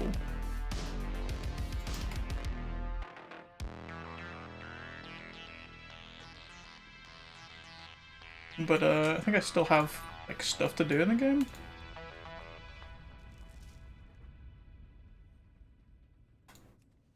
I've been playing on, like, easy while I've been playing solo because I didn't want to waste ammo, because that's, like, the major issue with the game. Well, I say issue, it's the major, like, thing that holds you back. I'd say a lot of the time is just ammunition. If you play on easy, everything dies and a lot less bullets, so you save ammo. Because I want to kind of conserve the majority of my ammunition for when I'm actually playing with people and having, you know, big battles and stuff. So I'm not just running around with a pistol or a baseball bat or something, because I've got no ammo left, because I've been playing solo for so long. To be fair, even playing solo, you can die if you're not careful in that game. Like, sorry, even playing on easy. Especially fighting the big machines, because the big machines just, like, even playing on easy, their rockets still hit real hard, because they're shooting missiles at you, they're not just, you know, shooting bullets at you, which, like, the regular machines do. Like, the dogs and the hunters or whatever, they're kind of... When you play on easy, they're not really a threat at all. Whereas, like, the tanks and the harvesters, which are, like, the two big robot types... Fuck off, I accidentally summoned you again. Are, like, still a pain in the ass. It's too far away.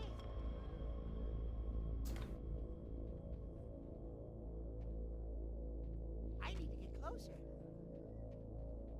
Even when you're on easy, like, they can still kill you. They just take less bullets to die themselves. Which, honestly, I like that way of, oh, I do have quests to kill those things as well. I like that way of balancing it. But, like, it's not necessarily making the machines easier. It's more a matter of the machines are just easier to kill. But they can still kill you just the same as they can when you play on, like, normal or hard.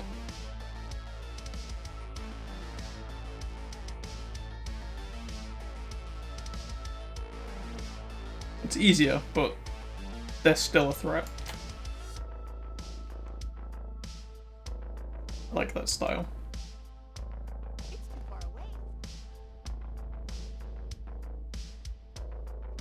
It still means you have to be, like, you know, a little bit tactical and cautious about things. You can't just necessarily sprint into battle against a tank. Well, I say that, you can't sprint and spat against a tank that's above like military class.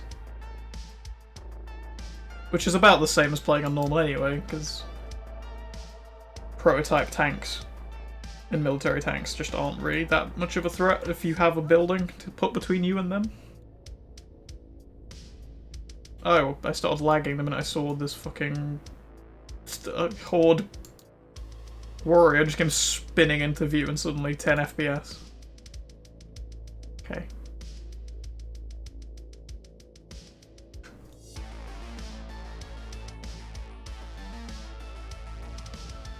Oh, fuck. Notice my spirit beast didn't just keep disappearing. What is this all about?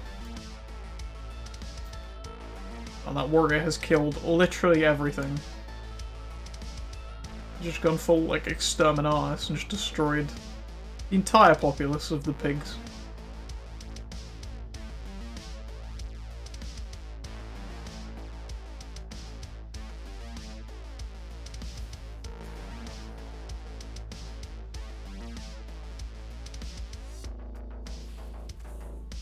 It's another one of these quests where half the creatures just don't have spleens for some reason. Not sure how they're surviving without them, but they are, apparently.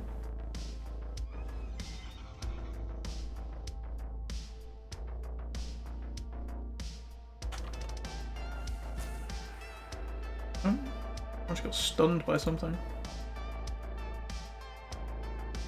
The fuck stunned me? Fuck off.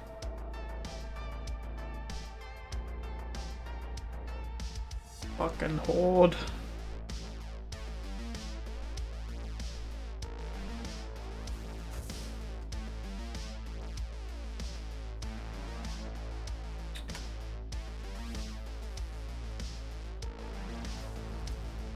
Fucking.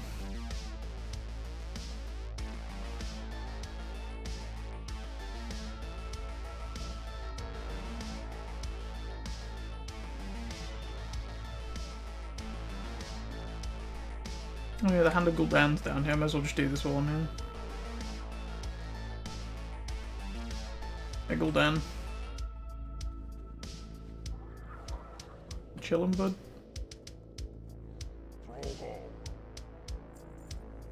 May your blades never dull.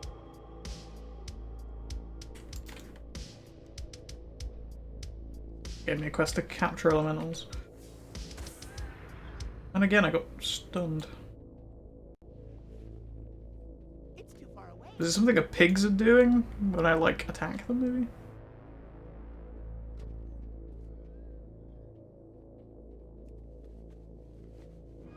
Weird.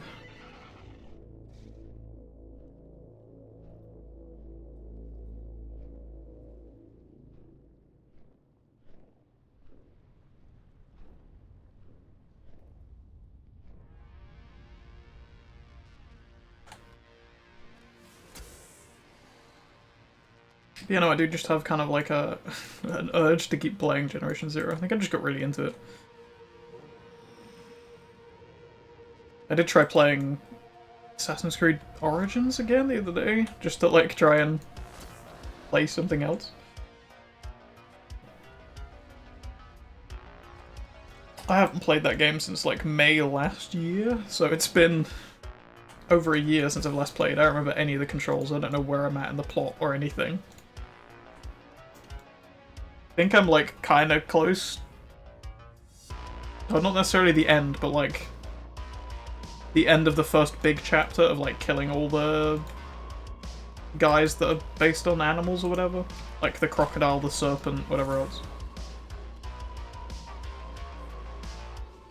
And then I'm pretty sure there's a whole plot line with like Cleopatra and stuff. I think it's her.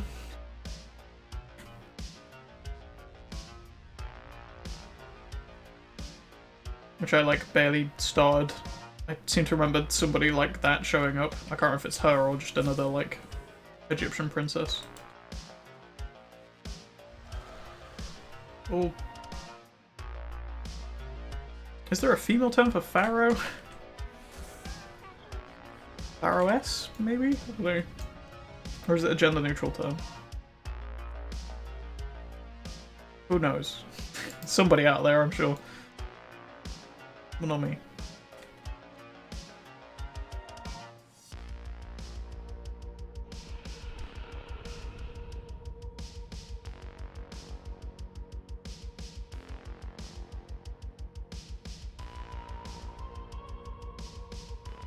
Oh, I have to put on the disguise? Okay. I have to disguise myself while I'm near the Legion communication device. Very stealthy. I'm a box. Beautiful.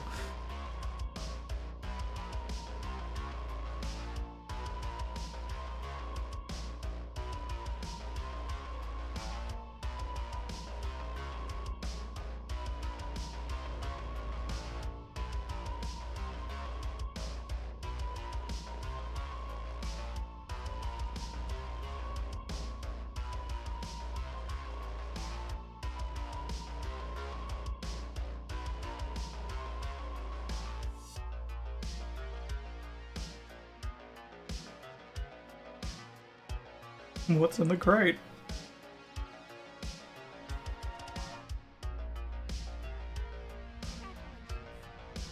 She tells him to not worry about Solid Snake next to his, Oh no, my disguise is about to run out. Fine though, he phased into a wall.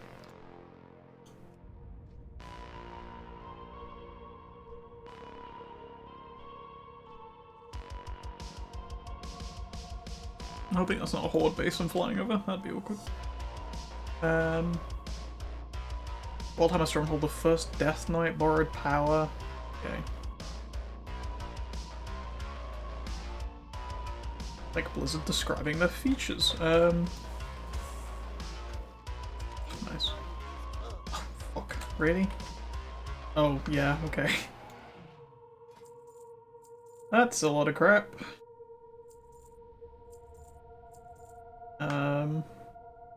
Yeah, don't need that, or that, or any of that. Yeah, good. Yeah, I'll send those to somebody. Don't need that. Oh, that.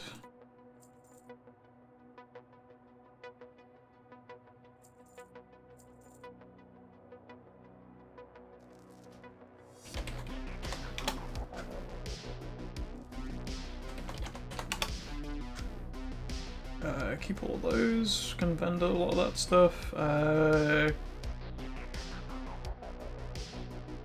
Keep that. Don't know. It's too many things. I'm gonna sell those though. So I noticed an axe. There you go. Hey, kind of ugly, but I'll take it.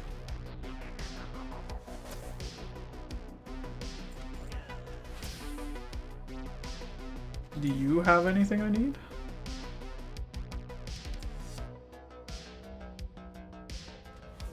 About you. Pretty sure it's just the specific type that drop these, right? Is it the Oracle or something like that?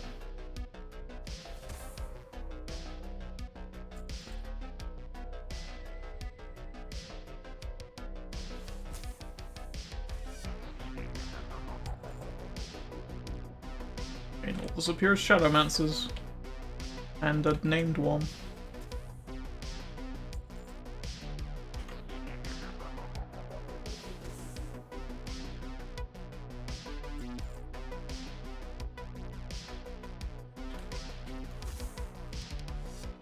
Oh yeah, also been watching Penny Dreadful, which is like an old kind of, it's like supernatural level of horror stuff, right? Like, it's not really horror, it's just it has vampires and zombies and stuff in it. It's that kind of horror, where it just kind of has those horror monsters in it.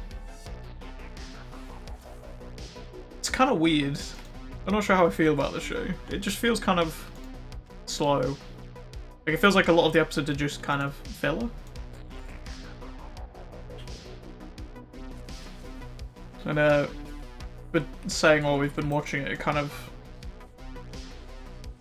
feels like it's trying to replicate that sort of Game of Thrones style way of doing things, where there's like 5 different plot lines all going on at the same time.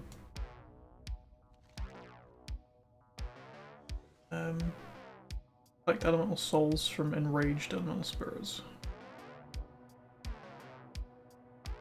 Ooh, okay, this might be an interesting one to do. Don't know if we can piss them off without just murdering them.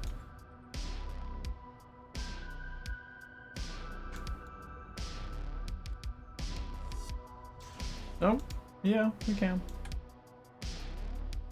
Oh, we just murder them and the spirits fly over. Oh, also. Oh, do I have battle pets that I can use to just, like, beat this one down a little bit, maybe? I mean, you're not weak to that, so let's just try it with you guys.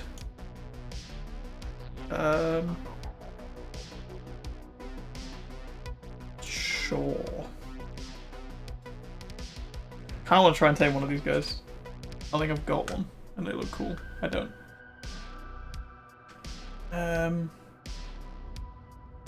Forgetting what abilities I actually have on this. Let's just use that one, because I don't want to murder him.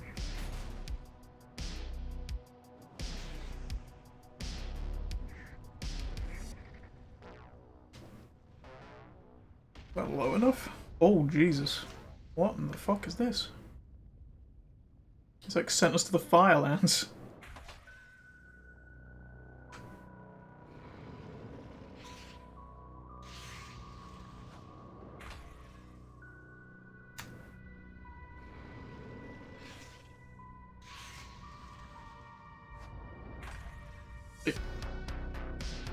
What? I have like a 6% chance to catch him now. 80%. This Diabeak is dying. Like 100%. There we go. Jesus. That was ridiculous. Oh, please don't aggro on me.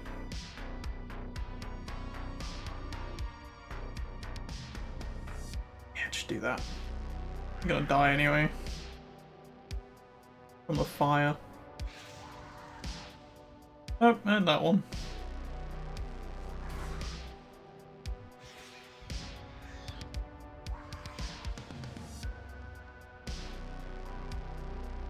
Right, which ones do you have? Oh, okay, you have the same kind of stuff. Good.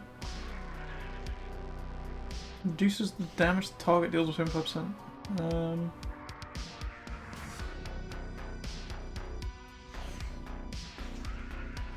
These Diabeaks are really good. Pretty sure there's a whole quest chain with these guys to get mounts. I think I'm only like so far through it. There we go. Local pet mauler. Win a pet battle in 10 different zones. Nice. Right, I need you guys too, right? Yep. I do.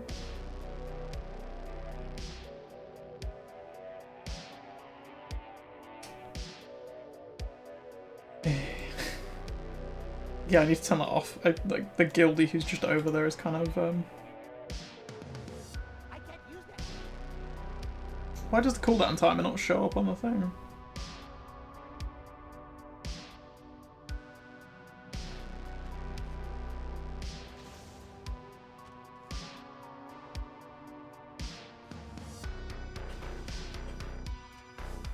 Oh, I see, the rock ones just break into shards. Excuse me, WoW? Just fucking robbing me of quest items?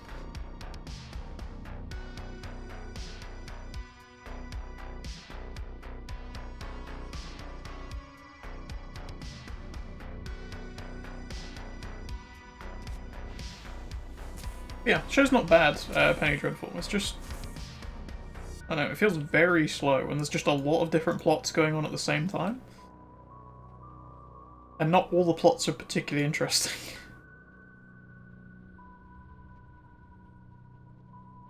Like, the plot I care the most about seems to be getting, like, pushed to the back a lot and focusing on other characters who I just don't really care that much about.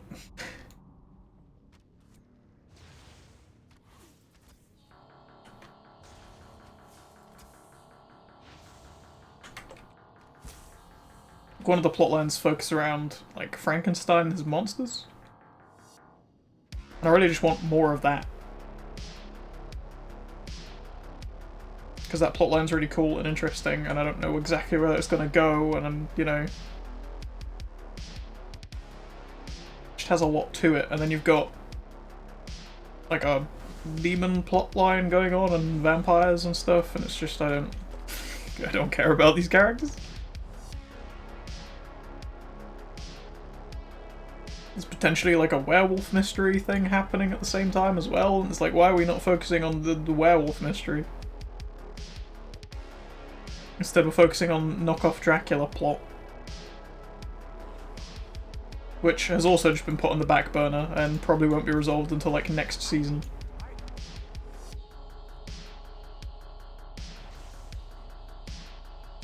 Because now we have to focus on possession plot.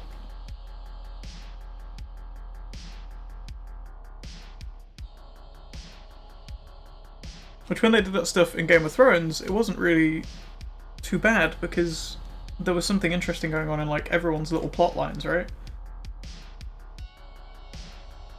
Obviously people had their own, like, picks of which characters they cared about more. But every character had, like, something going on.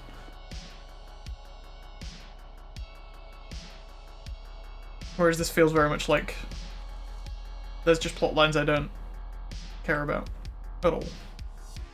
And they seem to be the focus of the show.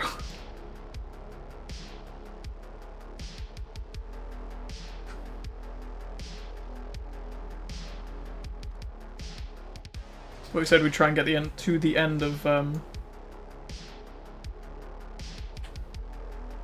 this season, and if the plot doesn't like pick up or resolve anything by the end of the season, we're probably just gonna try moving on to the other one, because there's a second Penny Dreadful series now with like Natalie Dormer leading it rather than Eva Green. So we'll see if that's any better, or if that is also just like 90% filler exposition.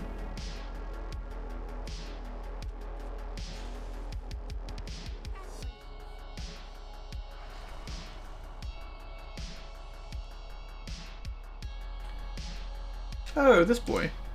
I had to tame him for one of my core hound collections. Because he counts as a beast rather than a demon, or an elemental.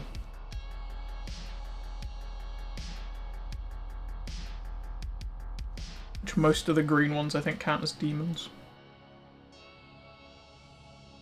I think I have to do something here? There's a lot of enemies here, huh? Do this.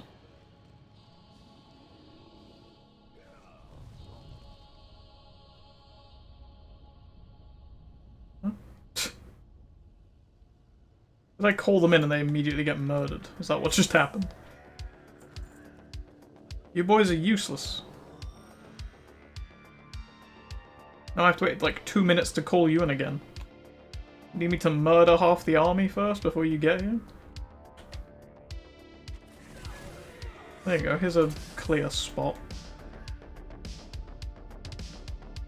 Why'd they make the cooldown timer so long on that? What am I even doing here? News of the Eclipse. Blood Elves are planning something big. They've begun forming their armies of the Path of Conquest located east of here adjacent to the Eclipse Point. I want you to travel to the Path of Conquest and assess the situation. Once you've done, use this flare gun signal a Griffin Rider who will swoop down from the sky to meet you. Tell him what you've discovered and I'll give you the next set of orders. Well, I'm not entirely sure what you want me to do here, game. They've got a lot of boys that are just standing around. What else can I tell you?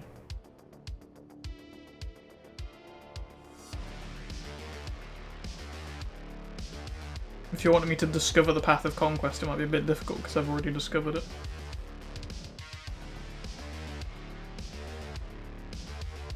No, now it's telling me to go to the dead Griffin Riders. Seems about right.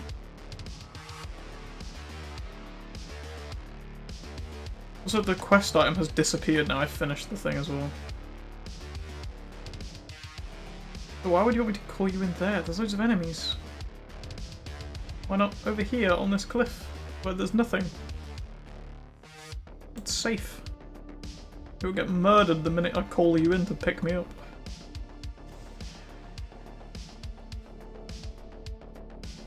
See? I think I'm gonna go down there and kill guys. Sure.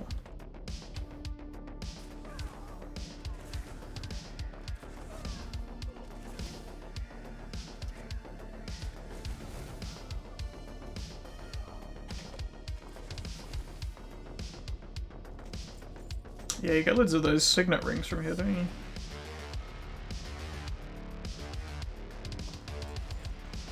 Surprised there aren't people here, like, farming these for, auction housing. Although multi-boxing is dead now, so that might explain things a little bit. Well, I say dead, I guess there's still ways to do it, right? You just do it, like, manually rather than through a program.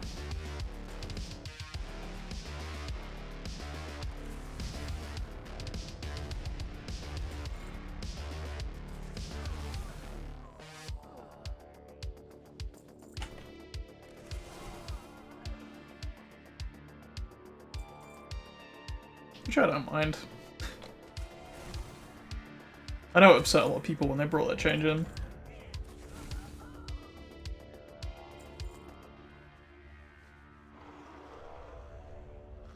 As someone who, like, you know, is constantly kind of struggling to make money in this game, I don't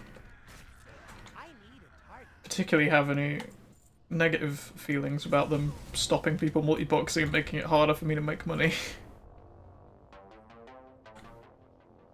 Now it's easier for me to make money because there's less people listing like 2,000 of an item I've spent a couple hours farming, whatever.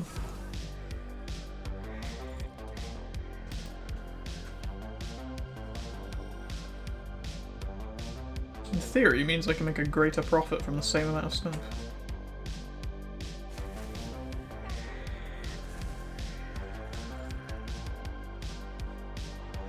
Oh, that's a very angry Power Rangers rock over there. Oh, do you want me to call in the Griffin again?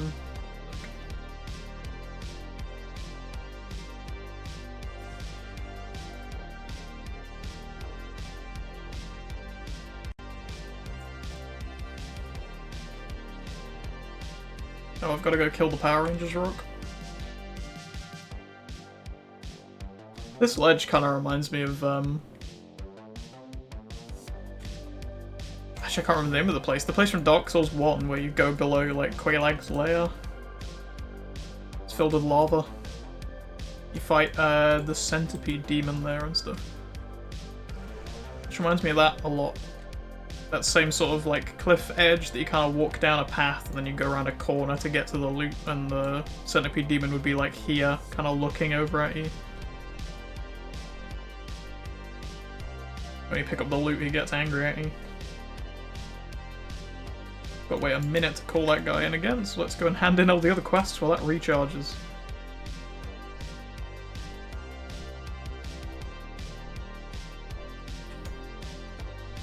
Have we been given the goggles to see the ghost yet, or is that after this quest? Probably after. So I'm sure I've looted this several times and just never given it to my warrior.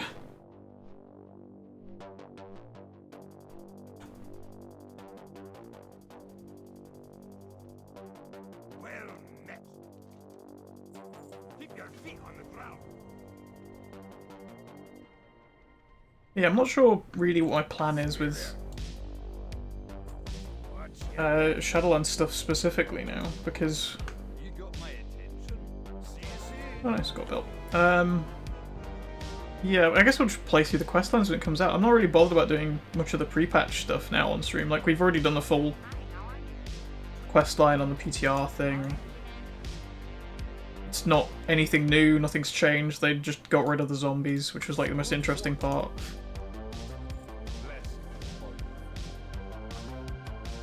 So there's not like a whole lot to do really new, other than like kill rares, which I've mentioned before. I don't think killing rares is particularly interesting stream content, because it's literally me standing in one spot waiting for things to spawn. It dies in 5 minutes, then we go and sit somewhere else and wait for half an hour while it spawns. So on, until we kill everything. And get all the loot, and that's it. Raids, I think, are more interesting. If they added, like, a special dungeon, or like a special version of ICC or whatever, but it's with, like, the, it's got, like, some of the jailer guys inside or whatever, like, they've actually invaded ICC and you have to go in and, like, clear it out. Like, that would have been a cool little extra thing they could have done. Nope. Instead, we just kill Nathanos once, and that's about it. Well, I say we kill Nathanos. The Naru have not forgotten us. Someone kills Nathanos.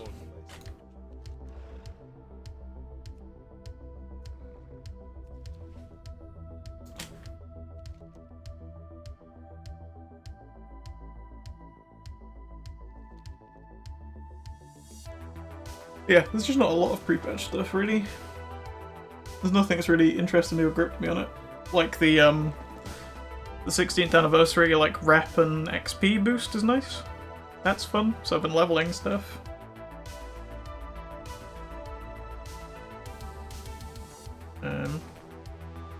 Mutant horrors, interesting.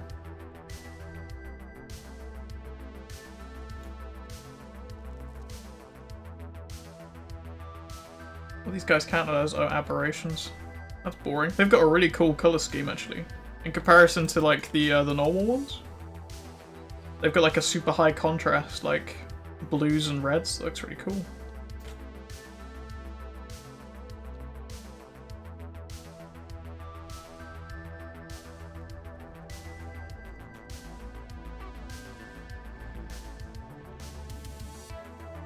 We're building our own Fel Reaver. That's kind of cool. Okay.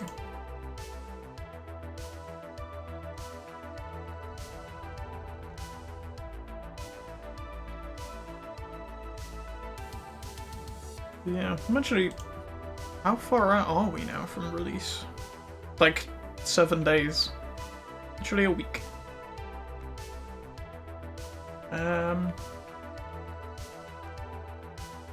Yeah, well, probably. Pretty sure he's the other way. Nope.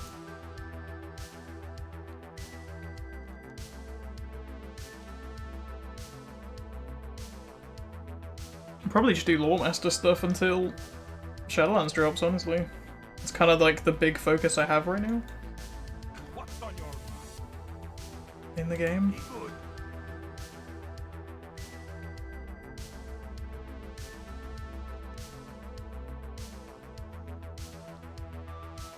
Between that and mount farming, but I feel like there's only so many times I can run ICC. Strength. And in fact, can I even... Oh, I guess I could do that on like Thursday, maybe? I'll break it up a bit, do like an ICC stream. One last go for Invincible before Shadowlands comes out.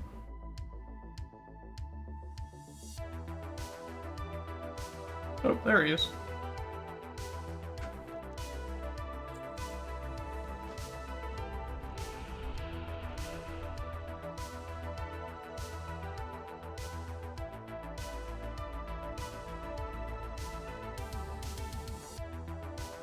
Blood Elf plus Giant equals question mark. Yep. That's about right.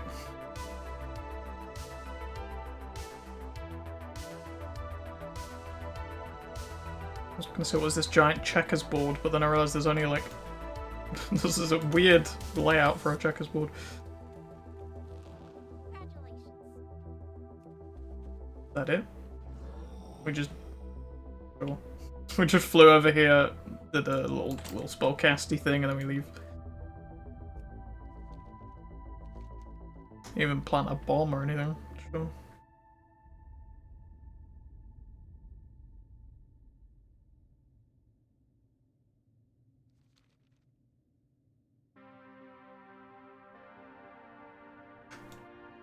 But yeah, I think that's the plan.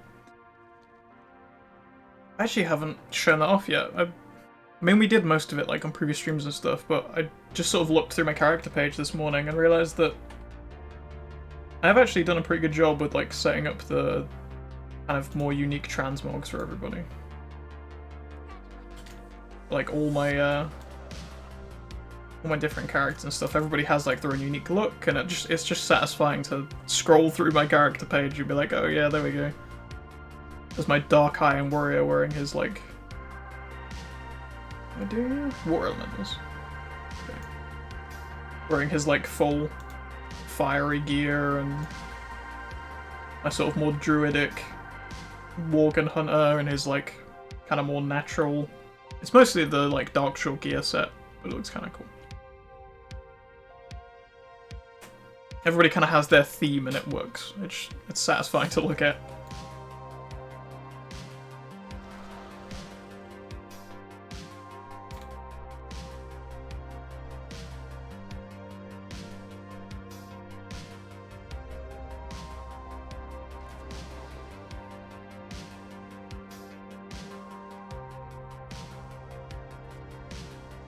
Where's my fetch button gone? Oh, there it is. Nope, I had nothing. It's unfortunate.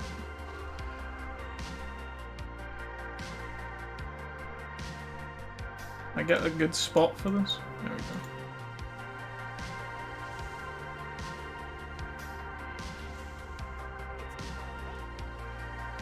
Come on. Oh, fuck. The range on that, like, totem pole is so small. Barely does anything.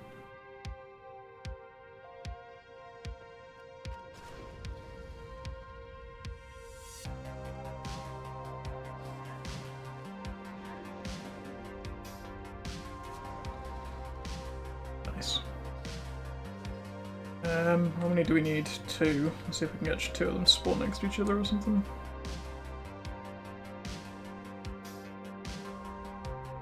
Or 2 of them are close together at least.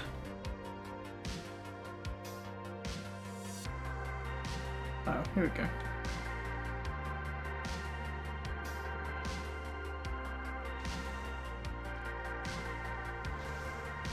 Nice.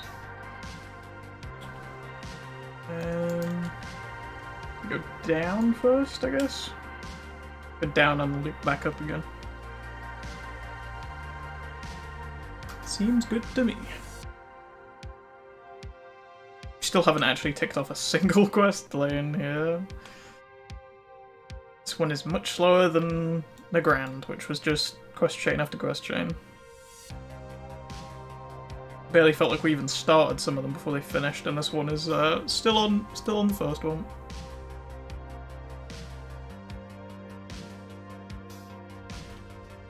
Can we turn that off? Because that's really irritating.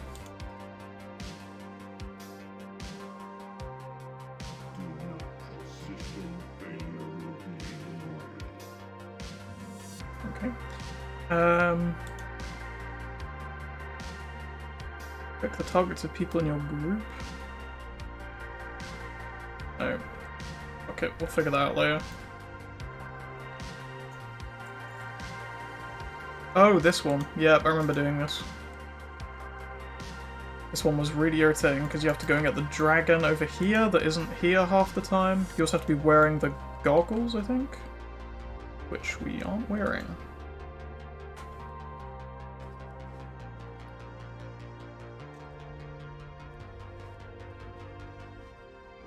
Oh yeah, and I also turn into a orc if I fly over here because I have the quest chain thing.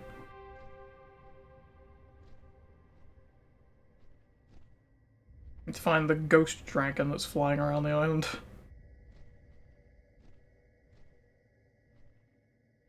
Oh Jesus, what the hell's happening with the frame rate over here?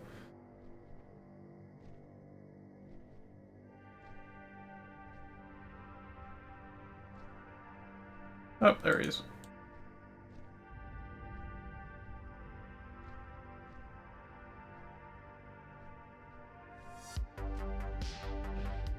Oh, I almost fell off a cliff. Did he? Okay, cool. I was gonna say, did he have to land on the spikes? But he fell all the way down.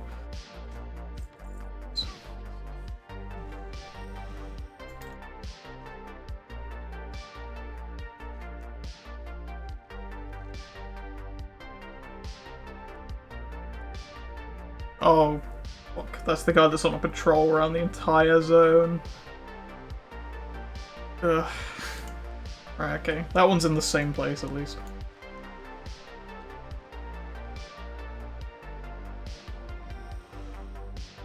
My dragon turned into a moose. Strange. Nope, and it's a dragon again. Turn back into a moose.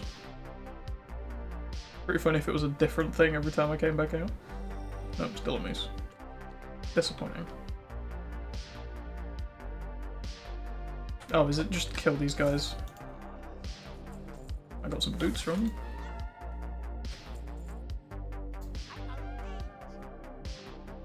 Can't even remember. Cloak. That one. Cleric of Carver, yeah, it's these guys.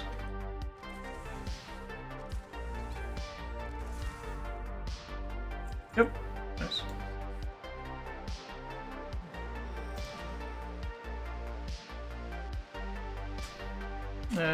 Where's the other one then? They now ride the roads encircling the Hand of Gul'dan, awaiting the day their master returns, as they hold the truncheon of Gorfine. We'll circle back round this way, hand in these two, go back up, hand in these, then we can keep checking the roads as we go.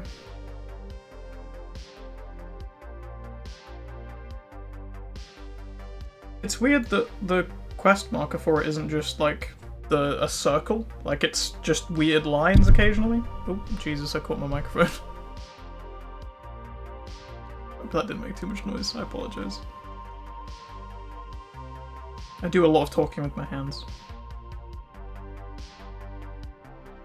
For some reason.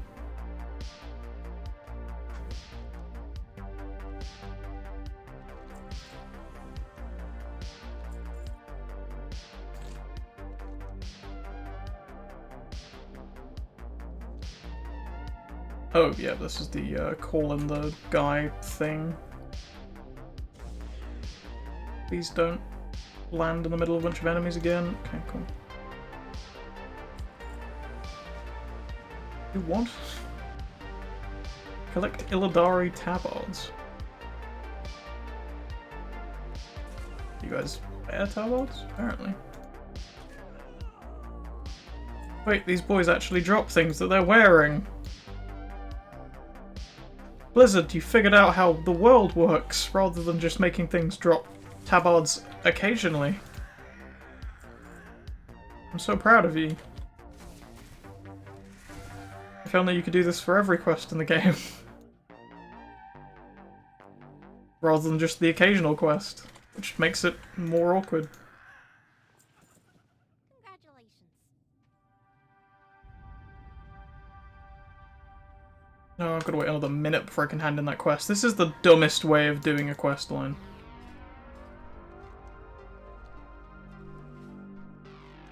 I think this might be the quest that has irritated me.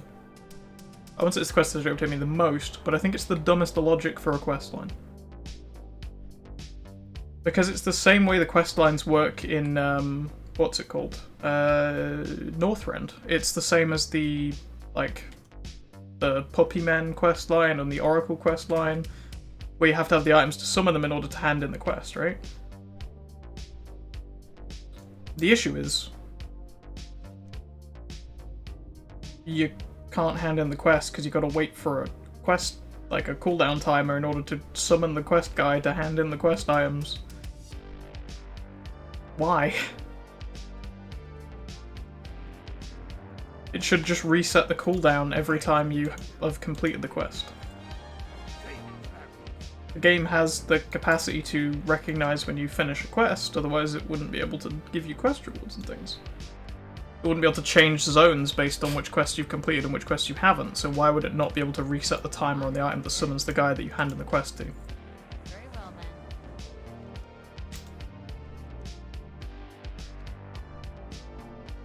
Blizzard, you did a dumb.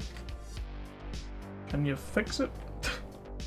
Yeah, no, once you finish getting Shadowlands working, but like, please?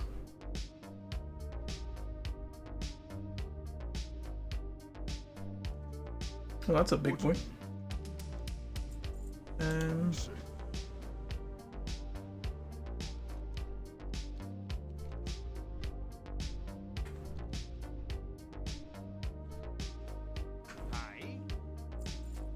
Safe travels.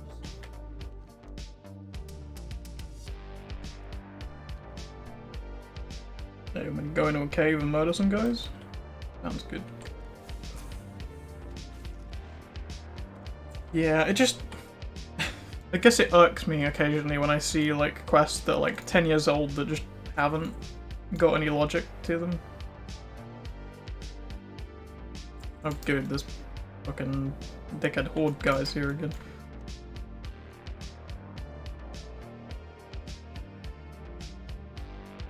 Wait, where are the NPCs I'm supposed to kill? Also, this cave is really cool looking.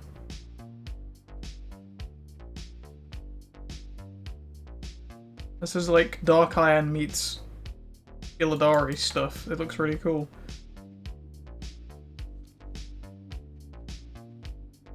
I'm assuming there's no mobs here because that warrior just runs through and does one spinny thing and they all died. So now I have to wait like half an hour for them to respawn.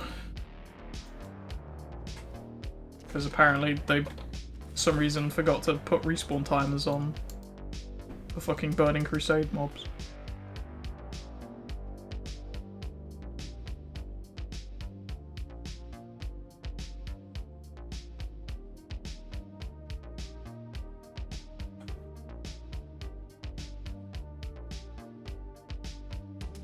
Yeah, it just kind of bothers me a little bit when I play through quests that are like 15 years old that they've had all this time to like tweak and change and just, nah. We'll leave it how it is. We'll leave these boars or these bears that have 2 eyes per bear and boar, but you only get 1 eye occasionally. What? Where's the other eye going? I guess at least with that one you can say like, oh well, you messed up taking the eye out and you messed it up or whatever, so it can't be used in the potion or something, right? Like there's a logic. But when it's like, collect me 20 bear paws, and only 1 bear has a single paw out of 200 bears that you kill, and it's like, well, what? I can literally see 4 paws on all of these bears, but I only get 1. That's when the logic just goes out the window. Also, nothing is respawning down here. I'm gonna go do another quest. This is taking too long as it is, and then I have to wait for respawn timers, because apparently regular mobs have like a half an hour spawn timer here.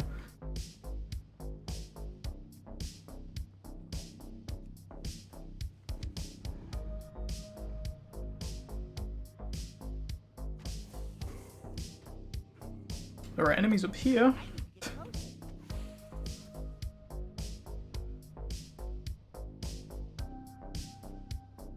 Oh, better be careful not to kill the random PvP guys.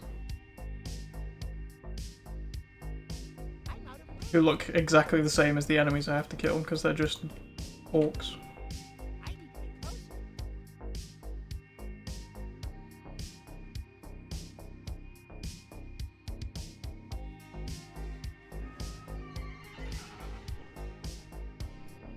Oh, everything's purple now.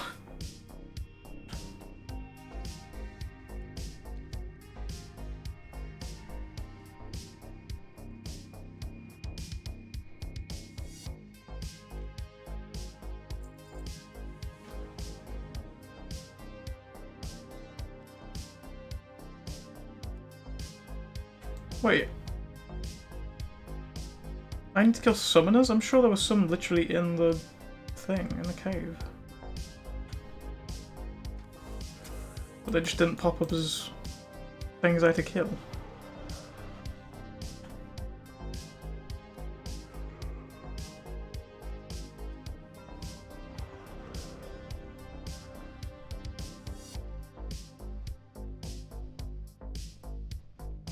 Oh, now they've respawned, have they?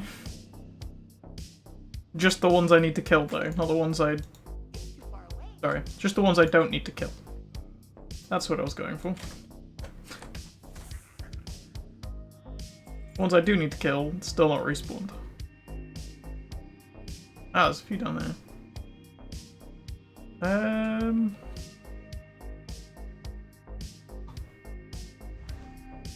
There we go. I didn't realize that negated fall damage. And I don't know why I didn't realize that sooner. I found that out this morning. But that prevents fall damage, just like Mage's Blinks and Warrior's Heroic Leaps.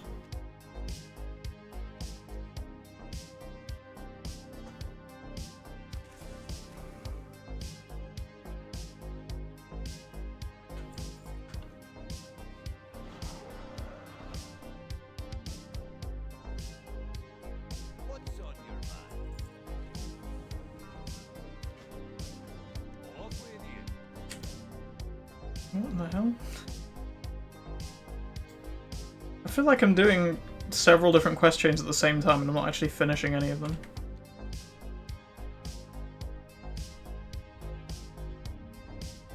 So where is this quest marker? It's under the ground. Oh. Yep, okay, I see what's going on here.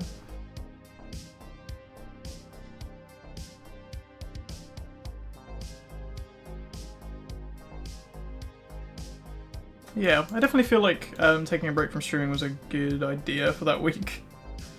I feel like the last few streams I did before I took a break were getting kind of weird. Which I think was probably just where my head was at. Kind of got a lot going on at the time. You know, freshened up. Back again. Feeling pretty good about it.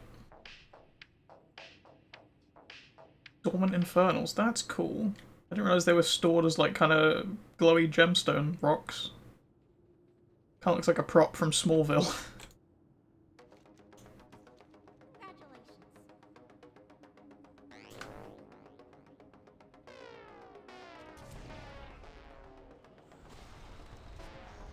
They look kind of cool.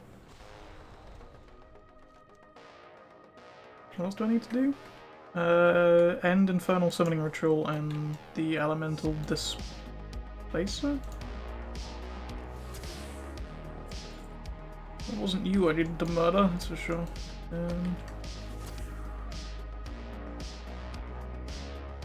Oh, I'm guessing it's the guy down the bottom. The caster guy that was down there.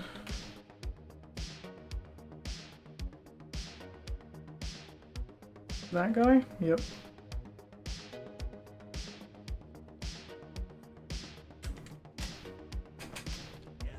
Ow. I didn't do it quick enough.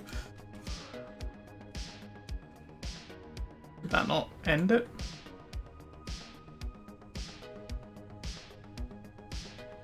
Apparently not. Okay. Oh. Okay. That was a... Thanks, game? Why did it bring up that quest? The summoning chamber is likely to be found below ground near a pool of fouled water or lava. This isn't an exit. Locate the summoning chamber within the Death Forge and find a way to end the summoning ritual. The Moog involved making the Infernals carry a tool that will help disrupt the summoner's magics. Right. Okay, I need to kill the engineer guys and occasionally I'll drop one.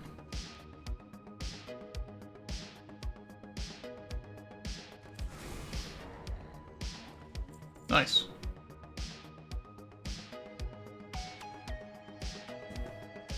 Again, mistimed that.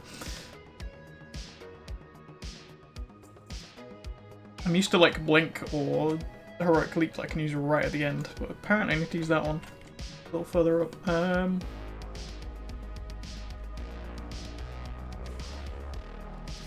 Nice. Didn't drop anything.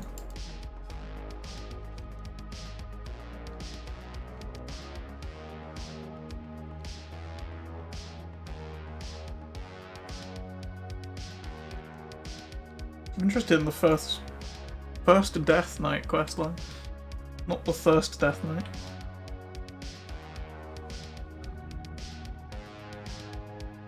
That'd be a very different character, I imagine. How are ya?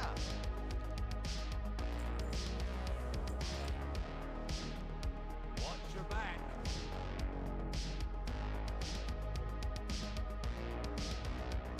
Are we going further in now? This is one of those quest chains where it's like, why didn't they just give me all these quests to begin with? Like, I could have gotten all of this done in one sweep. But no. Do it the hard way, apparently. Can't do that while moving. Irritating. Hey boys, just coming through. Here to go kill your boss, apparently.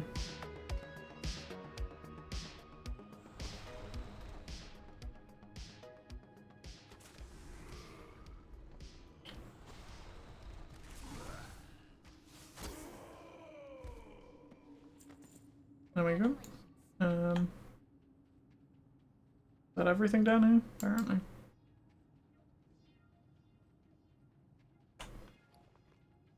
Also, we picked up so many greens. Like, just so many. Might as well leave it, open it from this side. There's random things you've got for all these different armor classes. Some gauntlets, some old school ones. Some kind of nice looking old school things, and some kind of ugly ass boots, but that's fine. So I got a wand.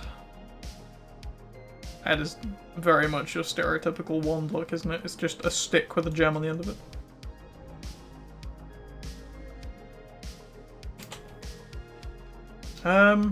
Right. Let's just do a loop for these Ghost Riders. See if we can see them anywhere. Because I feel like the current plan of just occasionally popping up and having a look is not working. Like, they're just not there. I'm sure this is the one I got stuck on last time when I did this on the Marksman and I ended up just leaving it because we couldn't find the guys anywhere.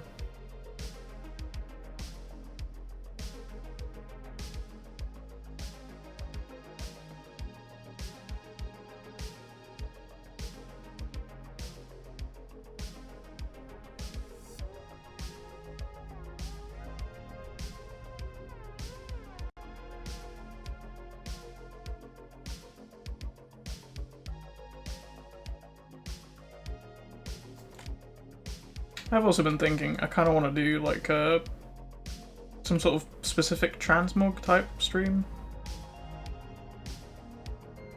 Like, you know, setting time aside to hunt for like specific pieces or a specific set.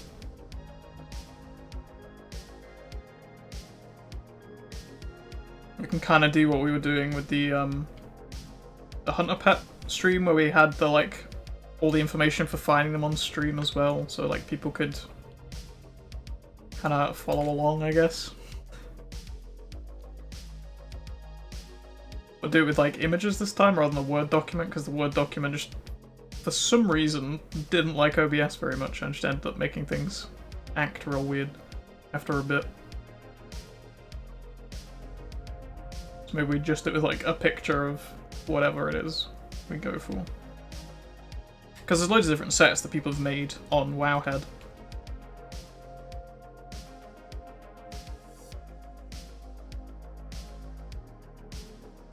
I think I might be better off just looking up this set.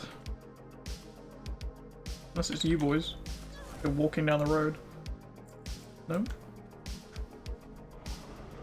There's somebody else doing the same thing as me here. Oh. Found them. And I got many truncheons.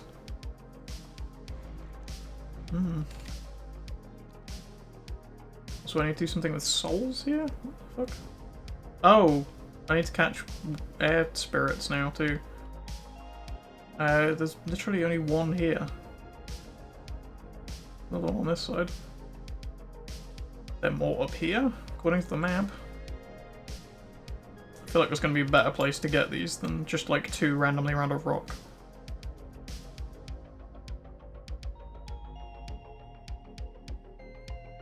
Could be wrong. They seem to be very spread out. Oh, fuck it. There we go, I caught one. I'll wait half an hour before I can catch the next one, I guess.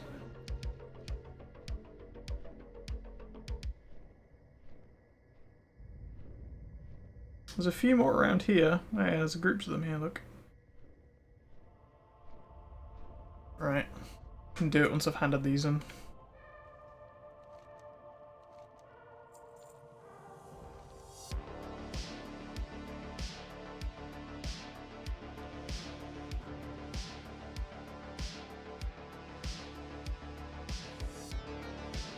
Oh.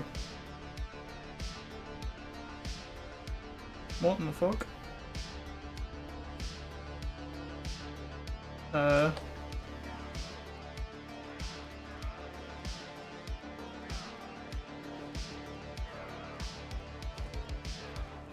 can I even do here? Oh, there we go. I can steal life from the target. Okay, I just insta-killed him. Success? Question mark? Oh. Hey, Death Knight.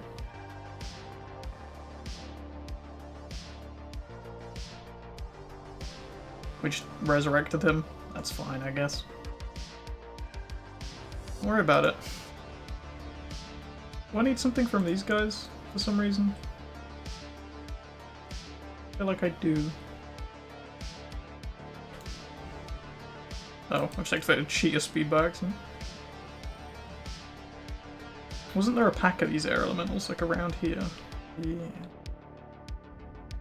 Oh, you two are kind of close. Might work. Oh, I need 10 of them as well. Jesus Christ.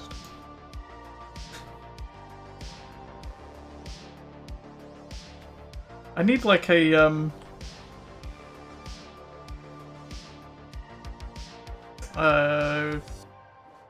blank round or something that I can fire. Like, it just does no damage, but it aggroes them.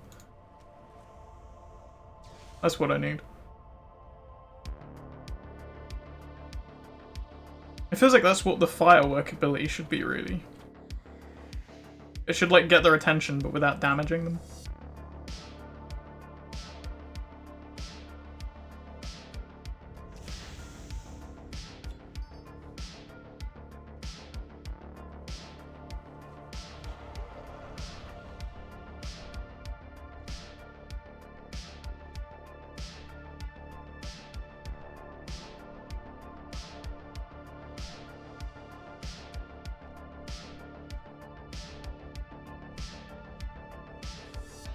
Oh, okay. I can probably aggro this one and bring it to the other one and then put down. Oh, there's two over here, actually.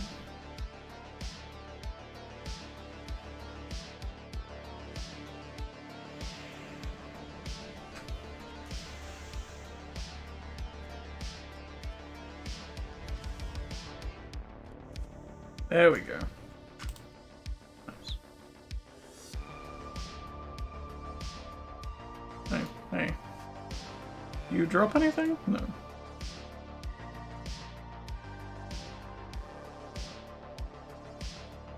There's just random air elementals out here.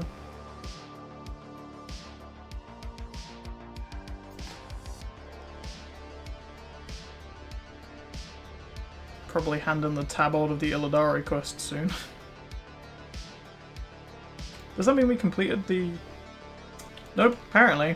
We resurrected the first Death Knight, but didn't complete the first Death Knight questline, so I guess that continues.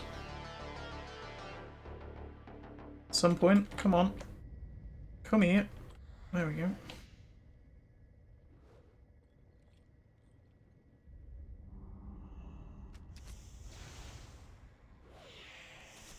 There we go.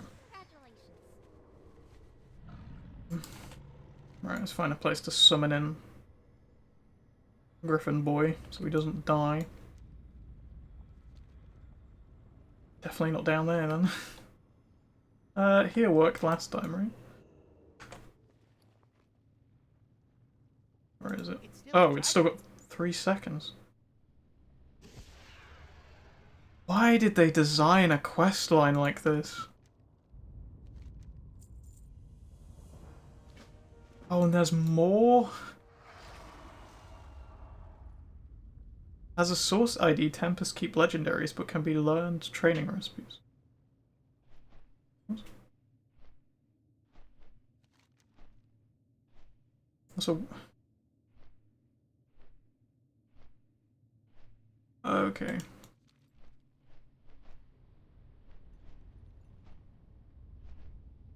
Colossus. Oh, over there, okay.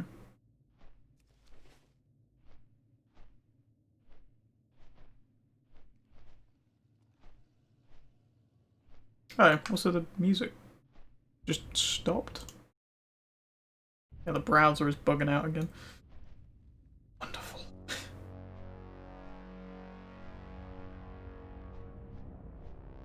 Oh, and now we have music again. Interesting.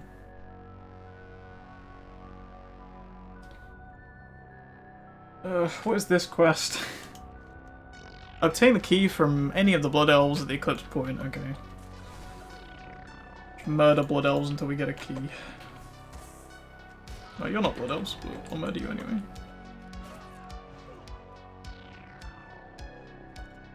Oh, key.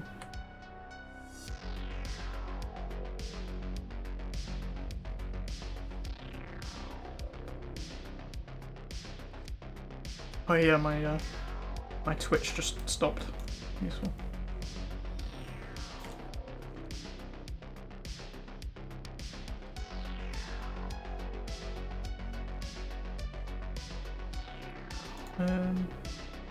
Ooh.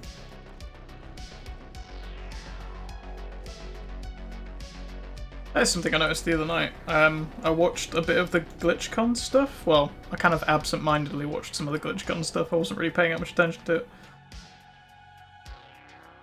I'm out of range.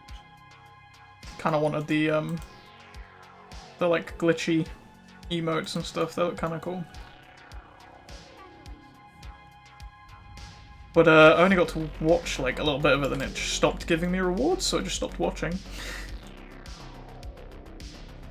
And weirdly, I was watching it on my phone because I was doing stuff on my computer at the time and didn't want it to be like bugging out or whatever, which it was doing anyway. But it weirdly, watching the GlitchCon thing just made my phone like lag out. Like the stream would suddenly just start playing at like 5 FPS. And I don't know why, because it never does it when I'm watching anybody else's stream on my phone. Just specifically the GlitchCon stream. Don't know why. Might have been the people just constantly spamming gibberish in the chat that might have been causing it, I guess. Generally, when I'm watching other people's streams, chats are pretty chill for the most part.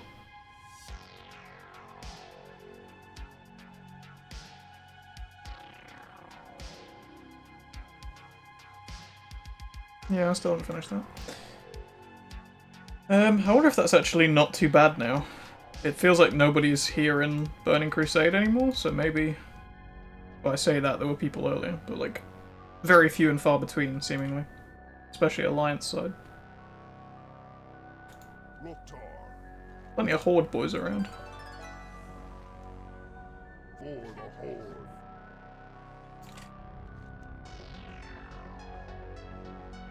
Oh, I'll go here first. Then go down, grab those, go back up.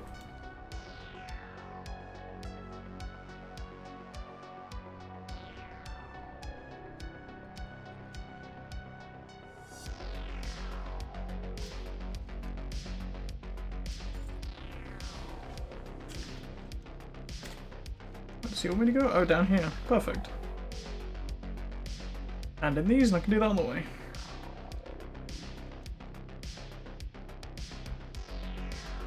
I'm hoping we just complete some quest chains soon. We're almost like 3 hours in, we haven't completed a single quest chain here. Completed all of Nagrand in like an hour. Spent like 2 hours here and haven't completed a single bloody quest chain. How long is this place? Oh, there's Alliance boys here. The Legion's end draws Ooh. near. That one sells for more. Dionys Agar. Greetings. Off and away. What do those look like? Oh, it's... Isn't that literally the fucking raid helmet? It is, but it's in red rather than purple. That's raid tier stuff from... is it Dragon? Yeah, Blackwing Lair. Huh. You just get raid tier sets from leveling gear in Shadow Moon. That's fine. There we go, the first Death Knight. Nice. Not the quest chain I thought we were going to finish first, I'll be honest. The quest chain. Thought we were probably going to finish the Wildhammer Stronghold first, considering.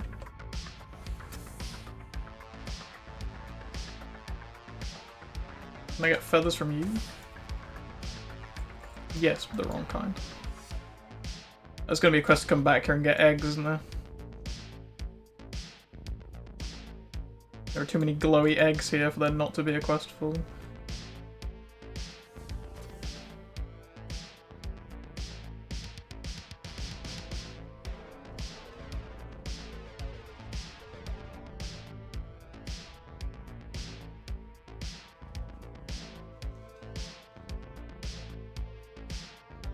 So I should definitely be using my other pets for the extra speed rather than my combat ones, considering everything dies in one shot anyway.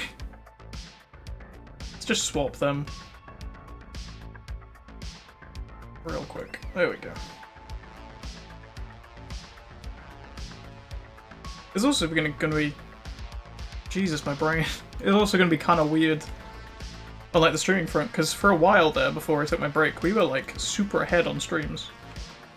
Whereas now we have no advantage at all. Gotta do everything live.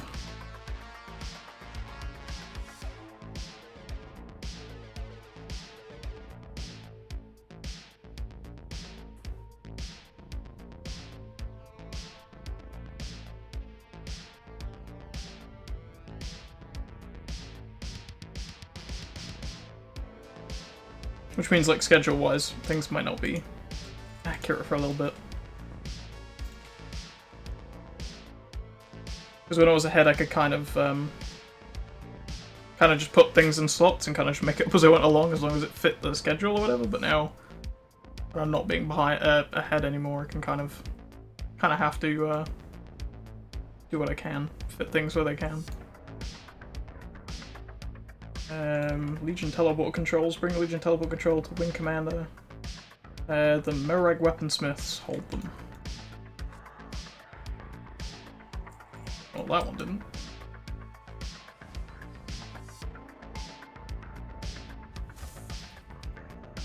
Nope.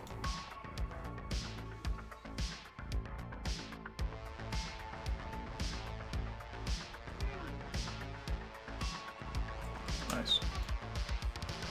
Okay, oh. Do that one, come back down, get that one. Probably hand that one in, and then go back.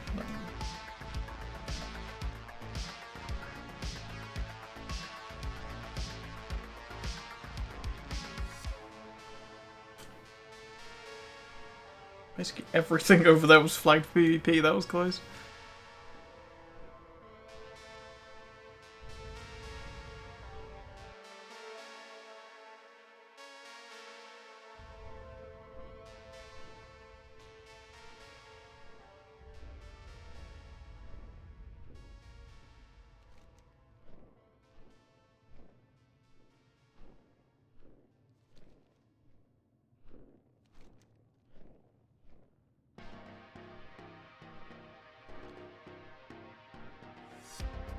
I still really want to get back on Divinity, thinking about it. I haven't been playing that since we kind of took a break. I want you to cover Shadowmoon tubers. Okay. I mean, there are guys murdering all of your pigs currently.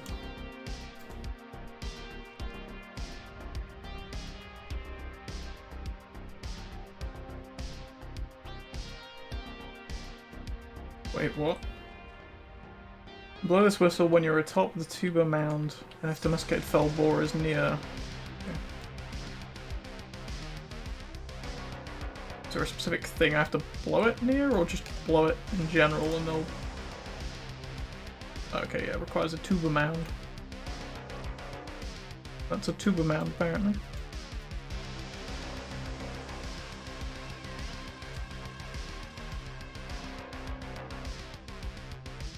All the domesticated ones are dead because of these things roaming around here. So I can't call them to the tuber mounds because they're dead.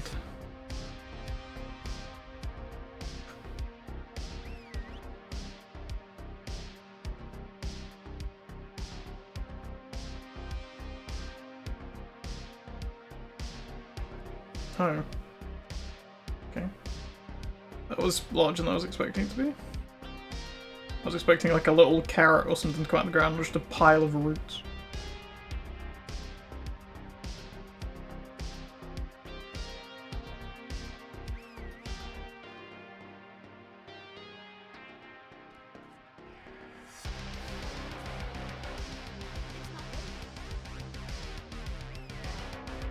Is there no way I can like corral them over here? This seems real dumb.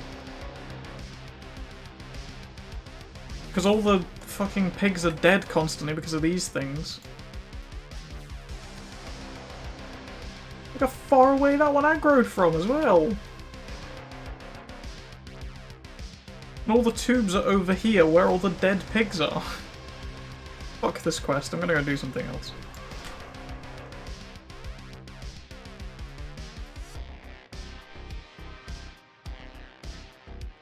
Dumbass goblin. Setting up his farm in like some Ravager fields or whatever those things are. I'm sure there are plenty other places in this horrible wasteland of a zone that you could have farmed.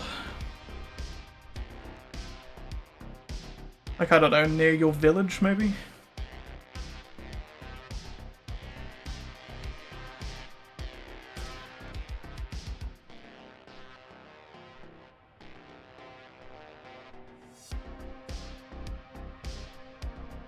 Hey, Gul'dan.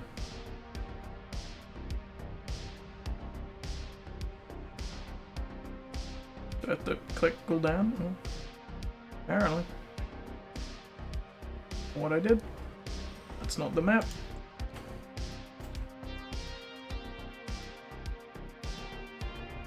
This is gonna be borrowed power.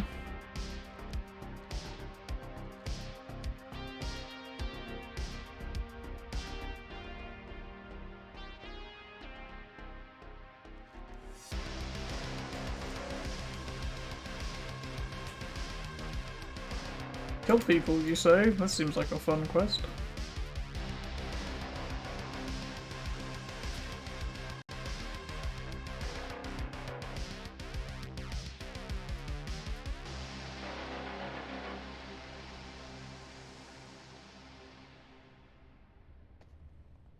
What's on your mind?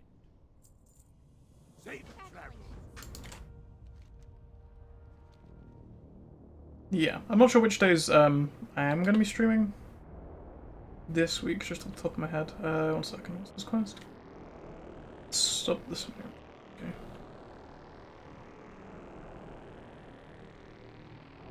Okay. Oh, I have to kill these guys before I can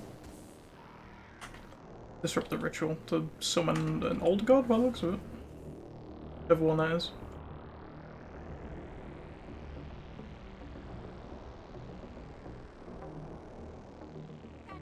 Nice. No. Oh, okay, he does fade away. I thought he was gonna like sink into the lava or something, just nothing was happening. Kind of disappointing. Invasion Point Cataclysm. Interesting.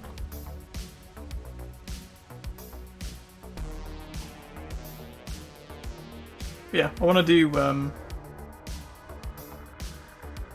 a Divinity stream at some point. I want to kind of catch up to where I was again, because I was planning on like streaming a bunch of that kind of back to back because I didn't like the oh there we go, the Dark Conclave, nice. I didn't like the way we were doing it. It felt kind of like how I did Gears before, where it was so broken up because it was always the other thing I was doing. It wasn't like the main focus. There's always like a week between each episode or each play time, so I'd forgotten what was going on and stuff. So I kind of wanted to do it all like back to back.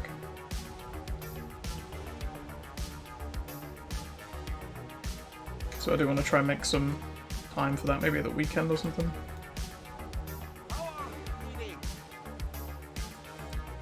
Oh, it's one of the... Oh, it's a gnome. I thought it was one of the weird, like, panda midgets. From thingy. Pandaria. Kill more people. Simple quests. Here.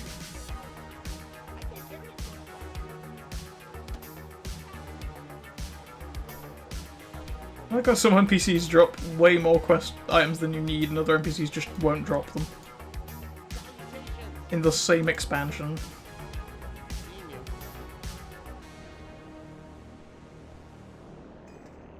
I'm gonna take control of a Fel Reaver and destroy some things. Whatever this one does.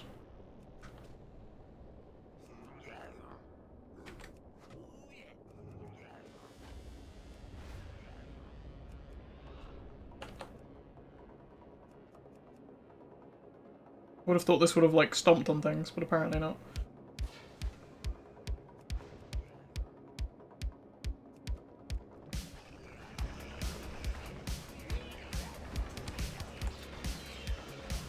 So I appear to have aggroed everything.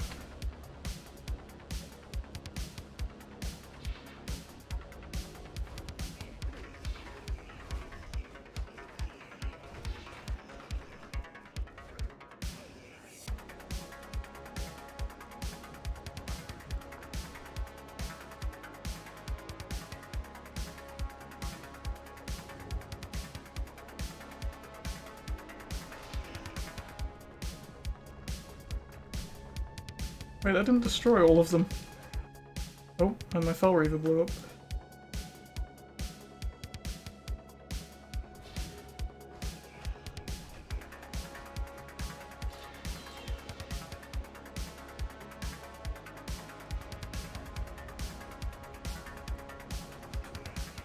Wait, are there more down here? There are. Holy shit. These Fel Reavers do no damage. Holy shit. Why are we afraid of these things? They don't even hurt.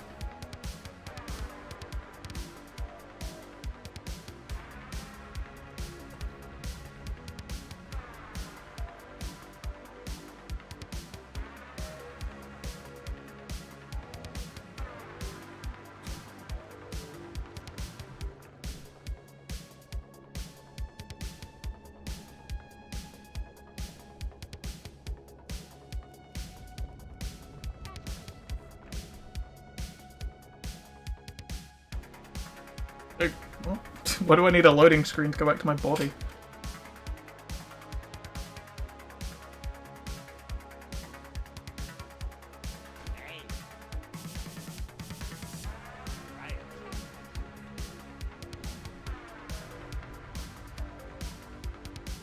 If that farming quest turns out to be essential, I'm gonna be very irritated. I do not want to do that quest. To be honest, we might have to just wrap things up here anyway. We've got pretty far through, to be honest. I think those quest chains are just kind of long, but we ended up doing like 2 extra quest chains that weren't the thing we thought we were doing. Because I thought we were doing Wildhammer Stronghold, but it turns out we were doing the Death Knight and the Dark Conclave. And then I also have to hand in quests with the weird, like, gun thing still. I think. Do I still have the gun? No, so I guess I finished the gun quests? I don't even know what quest chain they were a part of. Everything just seems kind of all over the place here in, what is this, Shadow Moon Valley or something like that? Although I'm glad we made use of these confusing dwarven strongholds. These are cool. Oh, there we go. Achievement progress, Wildhammer Stronghold, and the first Death Knight again, even though we already did that one. Nice, which means the next quest line is up there. Illidari... What was that? Illidari Bane Shard, apparently. Interesting. Right, okay. We're gonna leave things off here. I think I'll be back again tomorrow. I don't know what time, because I think I have to do some stuff, like, generally around the house, so we'll see. But hopefully back in tomorrow. Gonna try and finish this off, and then probably finish up Cataclysm as well. Is this a safe place? This doesn't count as an inn? Okay. But yeah, probably finish this up, and then finish up, not all of Cataclysm, but Mount Hyjal. That'll be some progress, and then if we still have time left of that, maybe we'll go do Vashir as well. I'm not sure how much of Vashir I've actually done. Let's check that now before I completely wrap things up. Half of it, so yeah. Probably do this, Vashir and